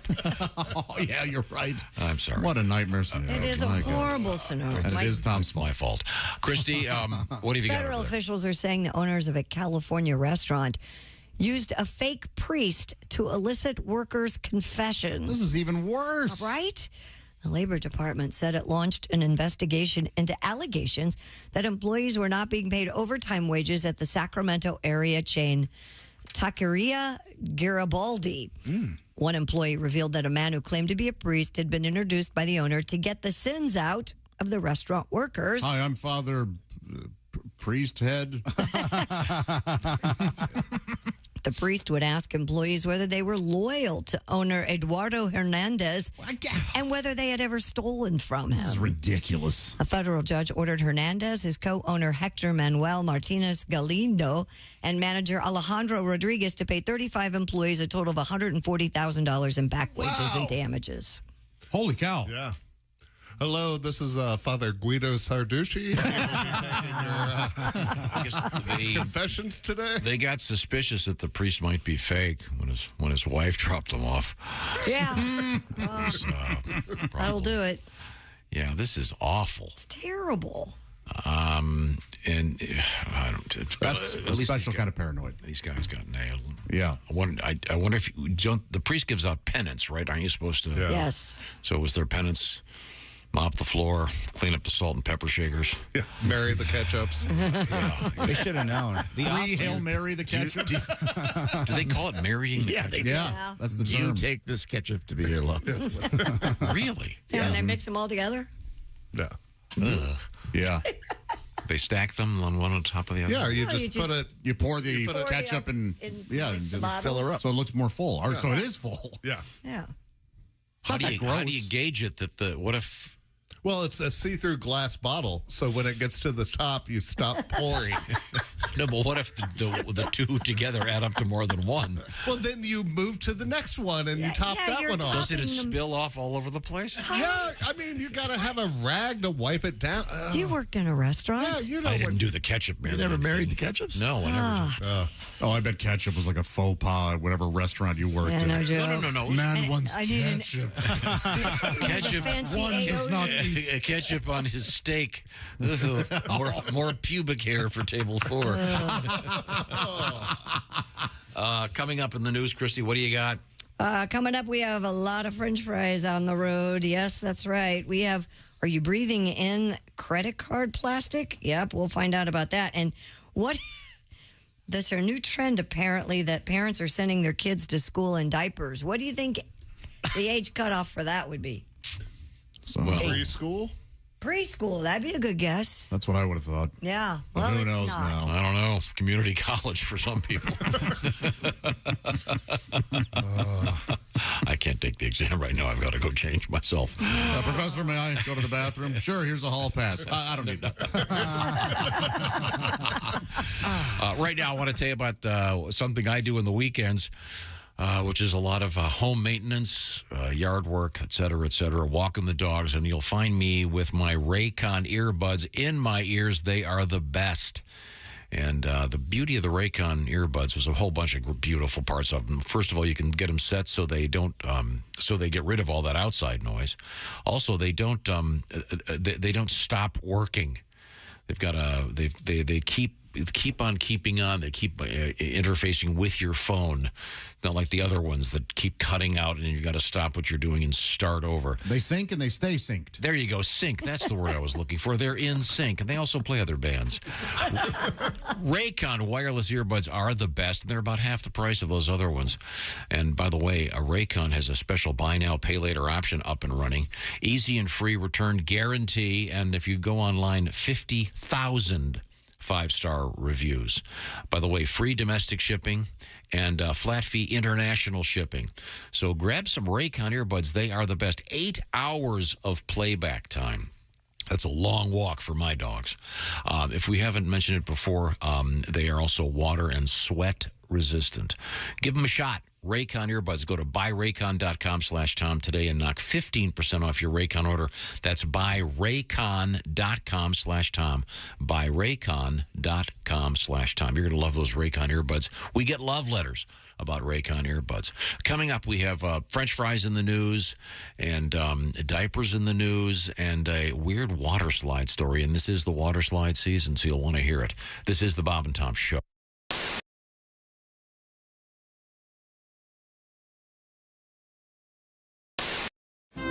This is the Bob and Tom Show. Hey, hi. We're hanging out with comedian Ron Ramey. Chick McGee doing double duty. Chick's trying anything else? What's the most dangerous thing about starting a new relationship with a girl, fellas?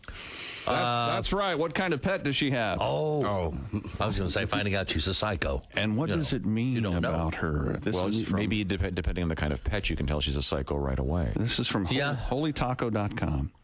If she has a big dog, what she thinks it says about her. Mm-hmm. I'm not like those other girls with their tiny yappy dogs. Mm-hmm. I'm a strong, confident, independent woman who's making it in a man's world. I see. What it really says, I love big dogs, though. What it really says about her is a big dog says, I want a boyfriend. I want a boyfriend. I want a boyfriend. I want a boyfriend. Really? What the pet is thinking is, please stop using me as a body pillow and grinding on me in the middle of the night.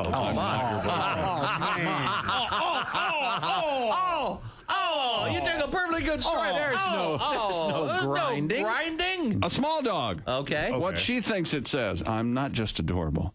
I'm really adorable. I'm so adorable that I have a living accessory. All the cool people are doing it. I'm just like a famous celebrity. What it really says, I want to be exactly like Paris. So if you're looking for a stupid, annoying, talentless woman like Paris Hilton with a little dog, I'm your girl. Really? Or maybe it says, I like a little dog. What does the pet think? What the pet thinks is, if that purse she carries me in is full of used condoms again today, I'm going to bite her. I miss my ex-wife. This is a mean website. Here's a cat. What if she owns a cat? What she thinks it says, I'm responsible enough to care for another living creature, but I don't want to have to pay a lot of attention to it. That's why I have an animal that I could potentially leave alone for a few days, and it would be just fine.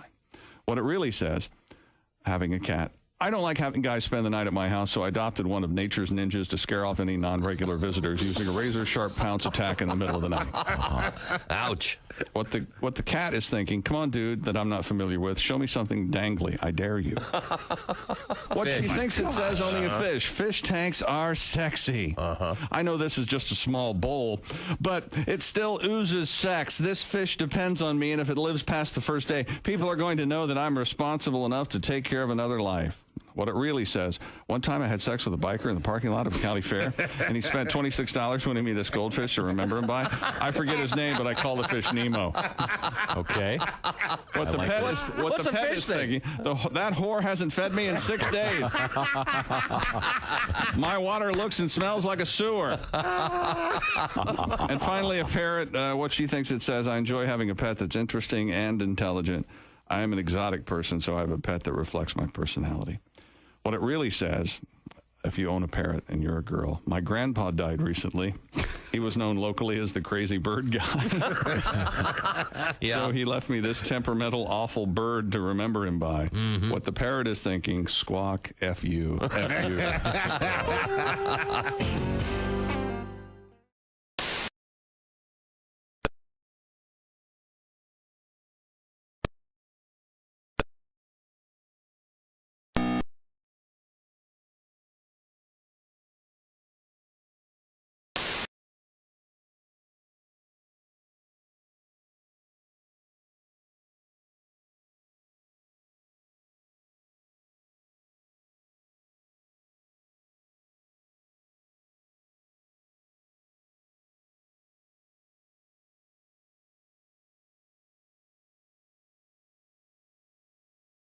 And he and I met him, and I'm in the, like the stadium doorway. Mm-hmm. And he said some very sweet things and very kind, and we talked back and forth. And it was just him and I and one other person. And he starts walking out to do his concert, and he turns around and he takes off those, the fly sunglasses, and he goes, "Hey, Bobcat," and he throws them to me, and I catch him, and I go, "Thanks, Mean Joe." I knew that was coming. And he goes, "What?" Yeah. I'm like going, "Oh man, that's one of my best riffs ever." Falling on his deaf Gaelic ears. Yeah. Morning laughter just might be the best medicine. If you want to turn your daddy parts orange, eat some Cheetos and watch some porn. Bob and Tom 24/7. So what else is in your room? I have dogs playing poker. I have 3 of the dogs playing poker on the wall. You have dogs playing poker on the wall? The big velvet The painting? Is it Not a tapestry? The velvet. They're not velvet. Is it no. a tapestry? I do have dogs playing poker, a tapestry, one of them, but no, they're not the tapestry. They're the tapestry that I gave you of my face. It has actually my comforter. I have that. That's in my living room. Can I tell you this honestly? In all truth, my comforter is at the dry cleaners right now, and your tapestry is on my bed right now. I slept underneath it last night. Is he facing up or down? He's facing down. I've never slept better. Yeah. Really? And Jesus said, "Take this bread and eat it. It is my body." And the disciples said, "Jesus, we're all on low carb diet." We appreciate you dying for our sins, but we're all trying to slim down a little bit. We want to look good in the painting. Essential morning radio. All day and all night. Really? No, seriously. Really? Bob and Tom. Hey, it's the Bob and Tom Show. Christy Lee, thank you for all the news you've given us today. Oh, it's my pleasure. Nothing like more. Pat Godwin, thank you for the gift of music. You're welcome. Jeff Oskay, thank you for sitting in for Chick today. I hope he's feeling better. Yeah, he's got tooth. We'll see him tomorrow. Oral surgery. Yeah, thank you. That's His face is the size of apparently a medicine ball, ironically. Yes. Ace Cosby, thank you for your jokes and your engineering expertise. The world is welcome. Billy Griswold, thank you for your clever asides. Thank you very much, Josh. And Tom, thank you for the job. And the paycheck. You're most welcome, sir. Thank you. Now, we have a lot of news to get to still. Christy, what's happening over there? A crashed semi spilled its load of French fries onto a Utah highway. KUTV reports that Utah Highway Patrol officials responded to the crash on I-15 in Provo, where a semi-truck rolled over. Both lanes of traffic were affected as thousands of French fries littered the roadway. You know what it was? The driver sustained minor injuries. What was it? It was one order from Five Guys. Yeah. Let's not complain about that. Oh, no. Yeah. I'm not complaining. Who do you think has the biggest number of fries per order?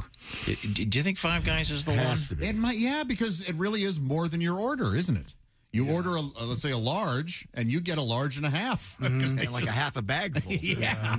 There's a couple like local, not chain spots, and if you just get, let's say, 2 chicken fingers with fries, they will load up the bottom of one of those big proper takeout containers with fries all the way and 2 chicken fingers on top. That's what I love.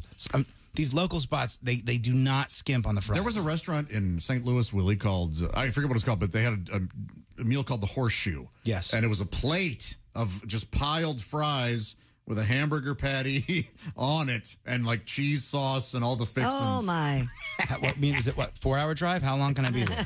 They stopped. They closed. Oh. I know. Makes no sense they closed. Too good? Too popular, was it? So I'm sorry. So there's thousands of French fries on the road in Provo, Utah. Yeah, do you have a song for us, Pat? Yeah, I always do the Ventura Highway, but I'm going to mix it up a little bit today. Okay, good, yeah. Here we go. Little Gordon Lightfoot. Picking up the pieces of those tasty, salty fries. I wonder what McDonald's does tonight. My son is Jim, and he'll be grim if they're low on supply. He only gets home cooking at his mom's French Fry Highway. What's a single dad to do? French Fry Highway. Did the onion ring spill too? This morning after the show, I'm gonna make a crock pot stew. Sing it with me now. French Fry Highway. What's a single dad A single dad to do. Do-do-do-do-do-do-do-do. What am I gonna do? Oh, nice. Thank you. Did they clean up the fries? Yeah, they Okay, did. so everything's all right now. All right. Oh, nice. It's like I was sitting vegetarian on that, roadkill. and I'm glad I let you do it. Were they shoestring? I don't know. Crinkle cut? Wrinkle cut is more of a tragedy, isn't it? Why? They're better than shoestring? Yeah. Oh, I don't know about that. I don't know about that. What are you, the dumbest guy in the room today? You think crinkle cuts are better than shoestring fries? shoestrings? No. Crinkle cuts. You know what, though? Look, we can all agree, I think, McDonald's has just completely knocked it out of the park when it comes to French fries. Right. And those are I shoestrings. think a crinkle cut has its place. Oh, no doubt. I mean, it's like a serrated knife. There's more surface area for the actual fried part to assert itself. Less drip risk when it comes to ketchup. But they have to be cooked correctly. Right. Yeah. That's the key to all fries. If they're limpy, Shake Shack has good crinkles. Culver's also has good crinkles. Arby's has new good crinkles. Really? What? Yes. You're going to Arby's and you're not getting the curls? I don't like curly fries. I don't either. No. What is? You guys all have terrible No, fries. really, you're right. You go to Arby's, you get the curly. Yeah, 100%. You don't. All right. Crinkles. But I'm with Bob on this. I do not like steak fries. I think they totally have their place. I'm a big fan. No, too much potato. Especially with A1 sauce. That's to cover up the fact that they taste terrible. No, they don't taste terrible. They taste like a potato. They're a potato. Yeah, they're not a French fry. They shouldn't be allowed to call them steak fries. We haven't even talked about waffle fries, you guys. No, Not I a don't fan. like them. They don't cook them proper. No. Yeah, they do. They're always a little Chick-fil-A too kills it with the waffle they fries. don't. No, Yes, not they do. always. Josh is right. I'll murder anybody who disagrees with I you. just had 4 delivered to my house just yesterday. If you don't like Chick-fil-A fries, I will murder you, and it will be my pleasure to do so. Here's the problem. This is a problem of physics. The waffle fry is the same configuration as a radiator. Thus, letting all that air in there, they get cold too fast. You're right. They do cool down quicker. That's why. And I don't think they travel well. That's why my invention that I should go on Shark Tank is the special plate for eating broccoli. That's not a bad idea. Because no matter what you, if you get that, what's that little broccoli called? Broccolini. Broccolini. Had Thank it you last very much. night. It's cold immediately. Immediately. Yeah. You try to serve that stuff. Same thing with those waffle fries. You need to have I envision a plate with this little light that comes up irradiating a part of the food. Maybe. You want a lamp over it like it's a he wants lizard? a heat lamp. But I keep, like a lizard, Yeah. I keep the broccoli in a covered dish right before, on the table. Okay. Yeah. All right. But you understand my point about those waffle fries? I do, but it's the they're same still... principle as the radiator. And Too much air. They don't travel well. You guys, you got to go to Chick-fil-A. I'm not a waffle fry Since fan. I've added the air fryer, not had any bad fries at home. So that's very Do good. they reheat? Like if you brought McDonald's home, can you reheat in the air fryer? Yes. And they're just as good? Crispy, yes. Oh. Yeah, I have my kids do not allow anything to be microwaved. Yeah, good choice. Yeah, I'll bring it back and I'll go, hey, look, let me get those fries back up to speed. Not in the microwave. I'm with them on this. No, you got to air fry them. Or oven. You don't. I like to put them in the microwave, get down on my knees, and stare at them as they rotate. Genuflect in front of the. Maybe that's why you're bald. Microwave race? Yeah, back in the day, he's in the 80s sitting in front of the microwave, staring in front of those fries, gets rid of the top half. My microwave is so high, I cannot see in it. It's literally I forget how small you are all the time. You are an American girl now. How do you make it? Do you shop at Gap for Kids? I have to have a stool to look inside to see. But that's great because it's never dirty for you. No, because I Like hardly ever the use microwave's always clean in your eyes. Christy, You have no idea. My grandma's too short for her microwave, so she just had me go get her another microwave that can put on the her counter. So she's just got 2 microwaves now. I thought about it. Like a stacked washer and dryer? Exactly. That's cool. It's only like $45, the one that I got her. It's pretty quick. I don't use the microwave much now that I have an air fryer. And my new one is under the counter. The microwave? That's the new thing now. That's a big deal. That'd be great for me. I don't think I'd care for it either, but people say they love it. You know, all these problems that you have, the TV not working, the shower not working, the microwave and the table, these are all rich weirdo problems. You don't have to have these problems. Although apparently this microwave in the counter is going to be like most houses are going to have this eventually. That's wrong. Most houses it's irradiating your groin. Most microwaves That can't be good for your Apparently not are yours. above the oven, right? Yeah, but most people aren't having a contractor come install a microwave in a drawer for them. You just have a microwave on the counter. Or above the oven, like a normal person. I also lost the battle on the extra high countertops. Oh. Remember my old house, how great it was? The countertops were designed for... Yeah. Because it was a boys' club when I moved in. It was awesome. All my boys are 6 feet and over, so we made the countertops like 6 inches higher than normal. Yeah. That's terrible for resale. You don't want to do that. It sold just fine. My new house, it's got them at the normal level. Mhm. The worst thing is the washer and dryer. I had them on those stands. Yeah. Now, for me to get my laundry out of the washing machine, I've got to genuflect, get down there with a... Why didn't you have them build stands? You don't have stands on them? I was outvoted in the stands because they wanted a shelf going across. Oh, yeah. There's a Oh, I stand had that. upstairs, but then I got to take a trip up the stairs. Just Oh, wait a minute. You have a washer and dryer upstairs, too? You're damn right. Dude, that's pretty rad. Yeah, I long for that. That's pretty That's cool. a I don't baller even have move. upstairs. Yeah, you could put one in your attic. Well, you don't have an attic. Yeah, I have to climb. I have it upstairs, but I got to get an escalator. You should get one of those. That would be so lazy. One of those. Oh, no, yeah. One of the climber, the rail that goes down the side. Yes, that yes. slowly Like, takes and be you like up. the Price is Right yodeler. Yeah. What was there was a sitcom that started that had someone on the grandma was on that. Remember that? Yeah. I forget which one. Beverly it was. Hillbillies, right? No, I don't think so. I think it was one of the Life with Cripley. No, it was like It was short-lived because it was so insensitive. Hazel or one of those, Yeah, wasn't it? It was That was like a show you've never heard of. Family Affair. One of those. I forget which. Josh, I like to imagine you in your in-home escalator, but you're so polite that you still stand to the right, so people hypothetically could pass you. In case somebody wants to walk. Yes, even though you're home alone, you're just such a polite man that you instinctively stand to the right side. Does anyone have an escalator instead of an elevator in their house? I can't imagine. Somebody's How cool would that somebody's be? probably that rich. Trump Tower? Does he live in Trump Tower? I don't know. Or occasionally? Because that escalator's famous. True.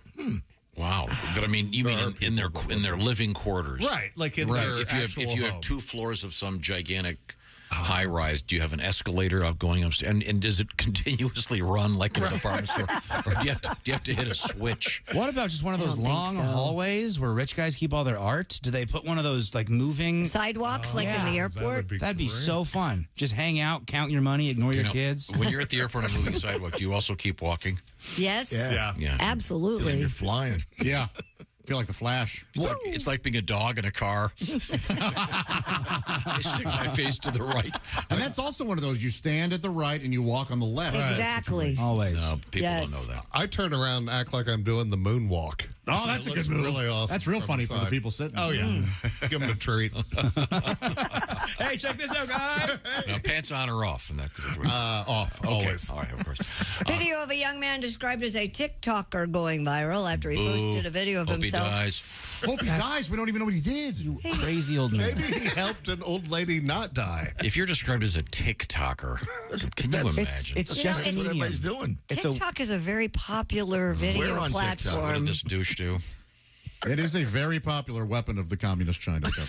Shut up. He posted a video of himself getting stuck inside a water slide. Now watch this. Fake, and The fake. clip, which has been viewed nearly 45 million times on TikTok, shows the man shooting down the plastic tunnel of a water slide. After traversing the slide with ease, he briefly stops at the halfway point before continuing to slide down. He then comes to another stop, and I'm going to sneeze. Oh, okay, hot you. We'll talk. Is he a fatty? But this time, this guy, apparently, Jamie, cannot get unstuck, tries to crawl through the tube while yelling for help. His cries were heard. An employee opened up part of the slide to extract him. It's not even close to being really stuck. According to the I'm New with York you, Tom. Post, This is fake. This is just a TikTok stunt. this happened at a escape theme park in Malaysia.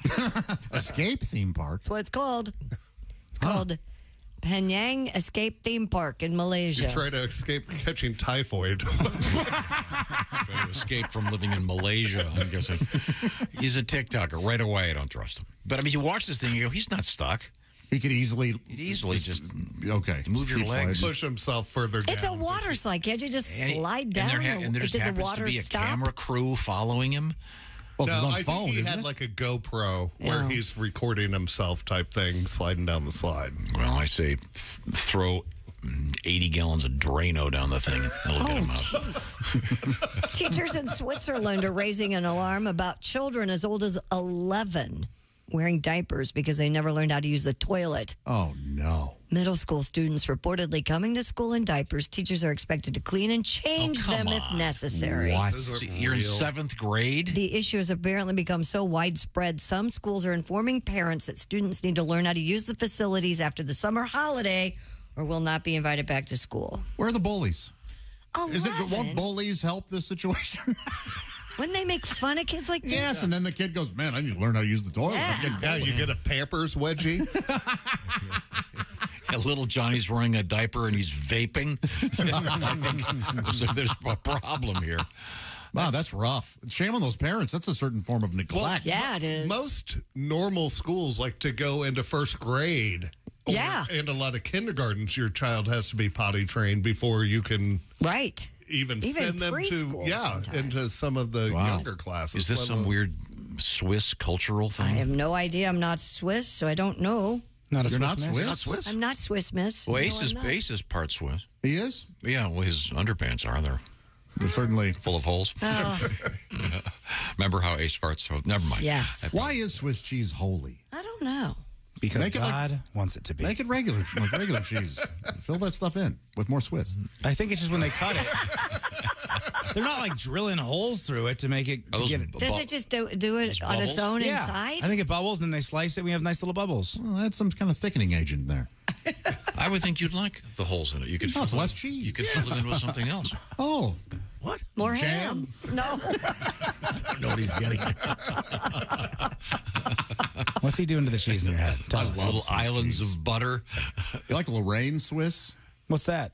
The tiny little holes? Yeah, tiny holes all over. Yeah, that's a tasty treat. Is it? Swiss is weird. It is weird. I don't like think I've eaten like just a piece of Swiss cheese before. Yeah, maybe with pastrami. It's interesting that the holes taste about the same as the cheese. Yeah. It's rather nothing. Oh, I think it's I love Swiss. I love it. And you get, if you buy a pound of Swiss as opposed to a pound of cheddar, you get more slices because the holes missing, you don't have to pay for that weight. So you actually get more Swiss. All right. How about that? Oh, I see. All of math. Isn't that the dropping 5 pounds of feathers and a 5-pound piece of iron? Never mind.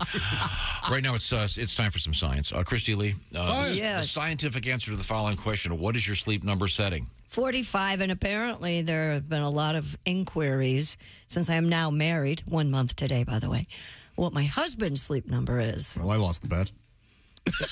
Did you lose the bet? Spare me your answer. Thank you. Yeah, what is it? 100. He's a 100. See, that's a firm mattress. So the way this works is very simple. Then on either side of the bed, the Sleep Number people perfected adjustable firmness years ago. So it's just a touch of a button. You can be your 40 on this side. He can be his 100 over there. Everybody's happy. You don't have to settle for one. You don't have to go to the mattress store and lie around staring at the ceiling and some bad breath sales guy's going, who's that one? And you go, anything to get out of here. No. The Sleep Number bed, you adjust it when you get home and you change it. You can, as we call it, leveling up to perfection when you sleep. And they have a bunch of other qualities, these Sleep Number beds, and a bunch of different options that you can get. Things that will keep your feet warm, things that will change the shape of the bed. These are called smart beds because they can help you get even more sleep.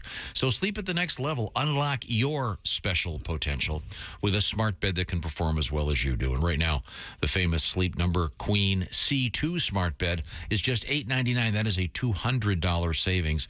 And for a limited time, there is some special financing available. See the store for details and find all the details, of course, at your Sleep Number store. You find them by going to sleepnumber.com/BT show. The better mattresses, and they last a long time, and everybody is happy.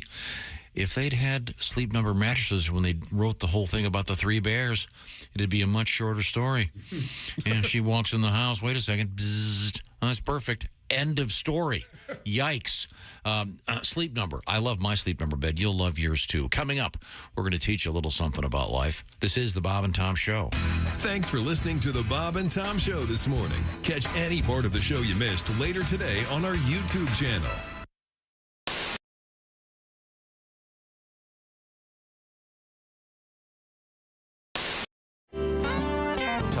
about scatting? Well, it's it's like in the traditional jazz sense. It's the scooter beat bada. But I mean, I don't do that. I do it to classic rock only. Right. The most famous scat is probably the worst ever. Frank Sinatra. Frank Sinatra, a great artist, but the doobie, one of the worst, absolutely terrible scats. But but I mean, it's hard. Like if you're in the car and you're listening to Led Zeppelin, it's hard not to do the bow bow bam dum doom cack cack doom bam bam bam bam bam doom cack cack doo. So brilliant. Yeah. Sure. Yeah. So I've got the notoriety came from the AC/DC, which really took sale, which is the dum dum dum dum dum Bidun babway no dum dun dun padum padum padum padum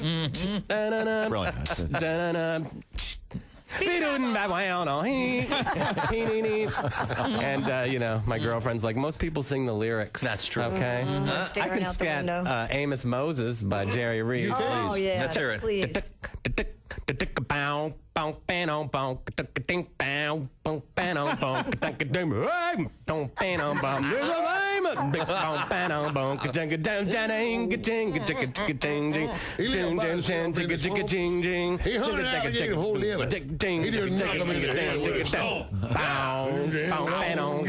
on that note, we have to go. Thanks for joining us. Hunting alligator down in the swamp. Girl, the food was great. The company even better. Why sit here all night long going on about the weather? I know it's our first date and good girls gotta wait, but I just turned 83 and you said you're 78.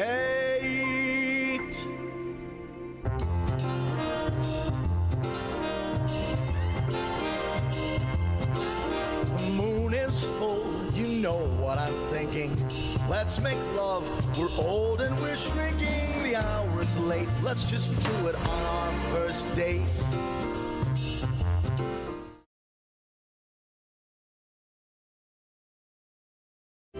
So we're getting back to your hobbies, James. You're a bowler. Yes. You got that going for you. Yes, sir. Golf, skydiving, scuba diving, skiing. You went skydiving? How'd that go? Yes, I did. Well, was it a tandem jump or did you? It was a tandem jump. Yeah, scared me. I'm big. I was going to say I don't scared you. Who were you with? I was going to say the other dude. I was strapped to the guy. What do you weigh in at? Do you mind if I ask? Then I was about 280, I guess. I'm probably 295 now. Oh my! Now is the person when you do the tandem? Is the person with the chute? Land on somebody else. Is the person with the chute in back of you? He's behind you. You don't have to do anything. You're basically like luggage. You're looking at. You're just watching the ground come at you while the guy behind you has the chute and does all the work. And you've never been so glad to have a man strapped to your behind. Ever. You will never. And they call it a sport too. Well, sure, it's very difficult. They're like, did you like the sport? And I was like, falling is not a sport. If it was, my grandmother would win a medal. The Silver Hip Award goes to. Yes. If you want to make a sport, you should just throw the parachute out of the plane and then make the guy jump and put it on before he hits the ground. Oh, I like that. Now for competition, throw one parachute out, 3 or 4 guys jump. Oh, there you go. He won. So did you glide in, James? We glided in, and on the tape. Did you fall or did you land standing? At the very last minute, he said stand up, and I was already going down, and there wasn't no. There wasn't no. But my ears did not pop. The thing with the ears. Yeah. So when I hit the ground, immediately I was like. He was like, how do you like it? And I was like, it was good. I enjoyed it very much because I could not hear myself. Couldn't hear a thing. Well, that's because, see, if it were me, I would be tightening every orifice in my body to prevent leakage, including my ears. Plus, there's a dude behind you. Yeah. And that part stayed. My ears did not pop until maybe the next day. And I had to sing that night. I was doing a play called Smoke on the Mountain. You're a singer? I didn't know. Yeah, where you sing gospel music. It's a gospel music play. Smoke on the mountain, fire in the sky. It's a great play. Yeah. So I'm trying to sing. I'm like, amazing, great, that queen. Well, that's unfortunate. I want to apologize to anyone knows that might have. Well, I don't know if you're deaf, you automatically talk that way, even though you can speak. That's what it sounds clearly, like when you're talking. Yeah, I mean, it's nerve-wracking. And the more scared, you've already done it, the more scared of it you are, the better you get out, the more you get out of it. You know, it is really like that facing your fear and all that stuff. And when you're standing in the doorway of that plane, it's every cell in your body screams, you better hold on to something. I mean, it's overwhelming.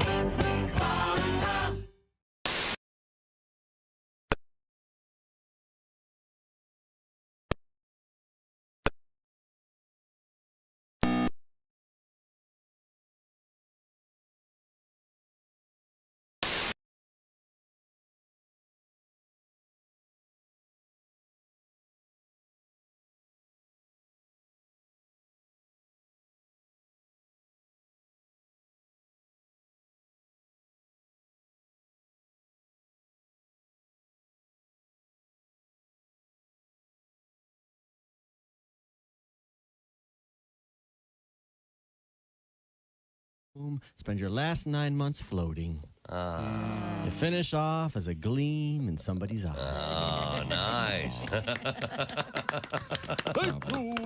That's perfect. This is Bob and Tom 24/7. 24/7. 24/7. 24/7. We got inspired last night by the halftime show watching Tom Petty's. Oh, all right. And so I figured we could do a lot better, probably going back. He respected that I used to be known as Donnie Cougars. This is Donnie Cougars and the Pork Breakers. Uh-huh. Well, I won't come back down, 'cause I hate this town. Ain't got airbrush t-shirts like Gatlinburg does, so I won't come back down. I told you to... Bob and Tom, you can pick your morning radio show, and you can pick your nose. Coming up. Hey, it's the Bob and Tom Show. There's Christy Lee. Hey. Pat Godwin. Hello. Jeff Oskay. Yeah. Ace Cosby there. Hey. Willie Griswold. Good morning. I'm Josh Arnold. There's Tom. That's right. Thank you very much, Josh. You're welcome. A lot to get to here. I'm just reading the story. This is the one you just did, Christy, about the 7th graders wearing diapers in Switzerland. Yeah. That's a shame. That's ridiculous. So sad. But yeah, you're right, though. You'd think the bullies would have helped there, at least. I'm sure they don't have bullies in Switzerland. Hey, look, Sven's wearing diapers again. Oh, get your number 2 pencil to work that out. I thought American kids were pampered. Yeah. This is nice. Ridiculous. That's only that's not even the worst part of the story. What's that? Lunchtime, all the moms come in and whip out their boobs. No. The kids breastfeed. It was a clunky. The joke is there. There's some things very clunky. Something for you know what I mean? Yeah. That'd be really awkward. Yeah. Very awkward. Wow. Have you seen Mrs. Johnson? Hubba, hubba. Okay. I'm sorry. Willie, the name of your friend's mom who had the best boobs? Oh, gosh. I can't even think. The hottest was Logan, that's for sure. So Logan's mom was hot? Yeah, 100%. Would you have slept with her? No, I mean, I can't do that. I'm not doing that on here.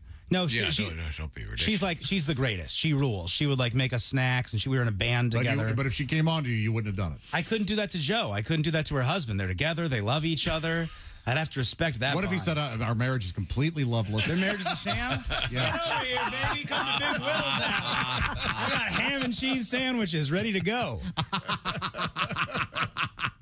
It's time now for things we learned. Is that correct? No. Unless you want to do Day in History. Oh, Day in History. Oh, yikes. You're not going to believe it. Okay. It's your least favorite day in history. What, June 20th? Yeah. Oh, what? check. 1840. Samuel Morse. Oh, yeah. No way. None of us we care have for Morse the telegraph. code every day in the news. You're going to play this and then play the damn song after. Yes, it's what Tom. experienced operators mean by smooth sending when they say another operator has a good fist. How does one acquire a fist that good? Actually, it's not too hard. Just do what the man says. This sounds fake. It's so funny. Great. Yeah, the telegraph, invented in 1840. I'm sure you miss it. Yeah, isn't that great? I don't know. Dots and dashes, is that correct? Did you say dit or dot? I would say dot. Dot? Yeah. Dit?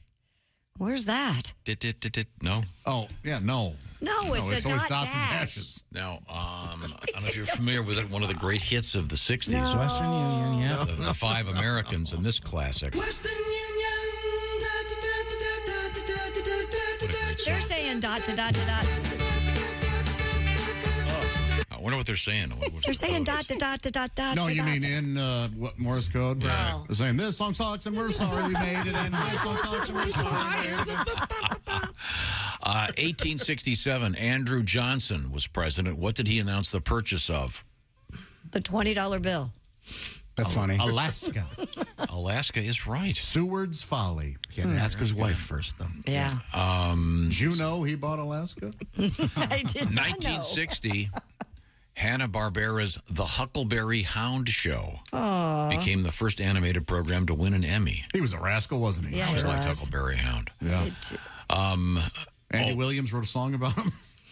My Huckleberry Friend. Oh, very good, very good. 1974, the great movie Chinatown premiered. You don't like that movie? Don't worry Never about it, seen Tom. it. It's only Chinatown. It's a great. I don't want to see it Jack because every time you mention it, Chick gets upset. And Well, because the end is somewhat problematic. It's a disturbing. Okay. The storyline is a little twist, bit disturbing, yeah, but it's very, very good. How about this? 1975, everybody's happy about this one. Jaws is released. Just awesome. You know, Quentin Tarantino considers that one of the few perfect films. It's a great movie. Yeah. Happy birthday. Oh, Errol Flynn. Remember the phrase "in like Flynn"? Mm-hmm. He was an actor, right? Very problematic. Yeah. Again, yeah. Well, on a happier note, Chet Atkins, mystery guitar. Yeah. Born on this date. That's a good name, Chet. In 1924. Is that short for Chester? I don't know. Yeah, it's weird. How about Martin Landau? Remember him? Yes. Yeah. Mission Impossible. Sure. Ed Wood. Yeah, 1928. And Rounders. Finally, the great Brian Wilson of the Beach Boys, born in this date in 1942. Not to mention Bob Vila, 1946. This Old House. There you go. Now, it's time to review what we learned on today's show. Time now for things we learned on the Bob and Tom Show. Floyd had a dog named Dennis. We learned that. And we also learned there are 188 days until Christmas. Thank you, Floyd. Adele has jock itch. Yep. I can only imagine how. Well, she says she told her audience that. She's wearing the tight dresses on stage and the famunda, whatever it is. Willie and I will be having a wonderful date night with HelloFresh coming up. Christy claims summer solstice is tomorrow. It is tomorrow. We'll fact check that. 10:57 a.m. I checked it. Chick McGee's out with a bad case of the drip or dental work. We don't know. We'll find out. Yeah. Could be both. Christy wore 2 different shoes yesterday. I did. No one noticed. Tom said, "Let us know when you wear 2 different bras, baby." Something like that. I said, actionable. No one's looking at your feet. That's what I was saying. And Tom has a lemon tree. It's very pretty. That's true. Got a lemon tree growing on my porch. No lemons yet. I don't know how long that'll take. Might take a few years. I don't know. Oh, really? I'll have to Google. Maybe it. Mike will give you some lemons. I have a hybrid. It's a lemon tree and a jackfruit tree. Oh, really? It's a jack lemon tree. Thank you very much. That's right. We're leaving you with that. That's the end of the joke right there. Leave wanting more. Okay, thanks. This is the Bob and Tom Show. Hey, thanks for listening to the Bob and Tom Show this morning. Get a look at today's show on our YouTube channel.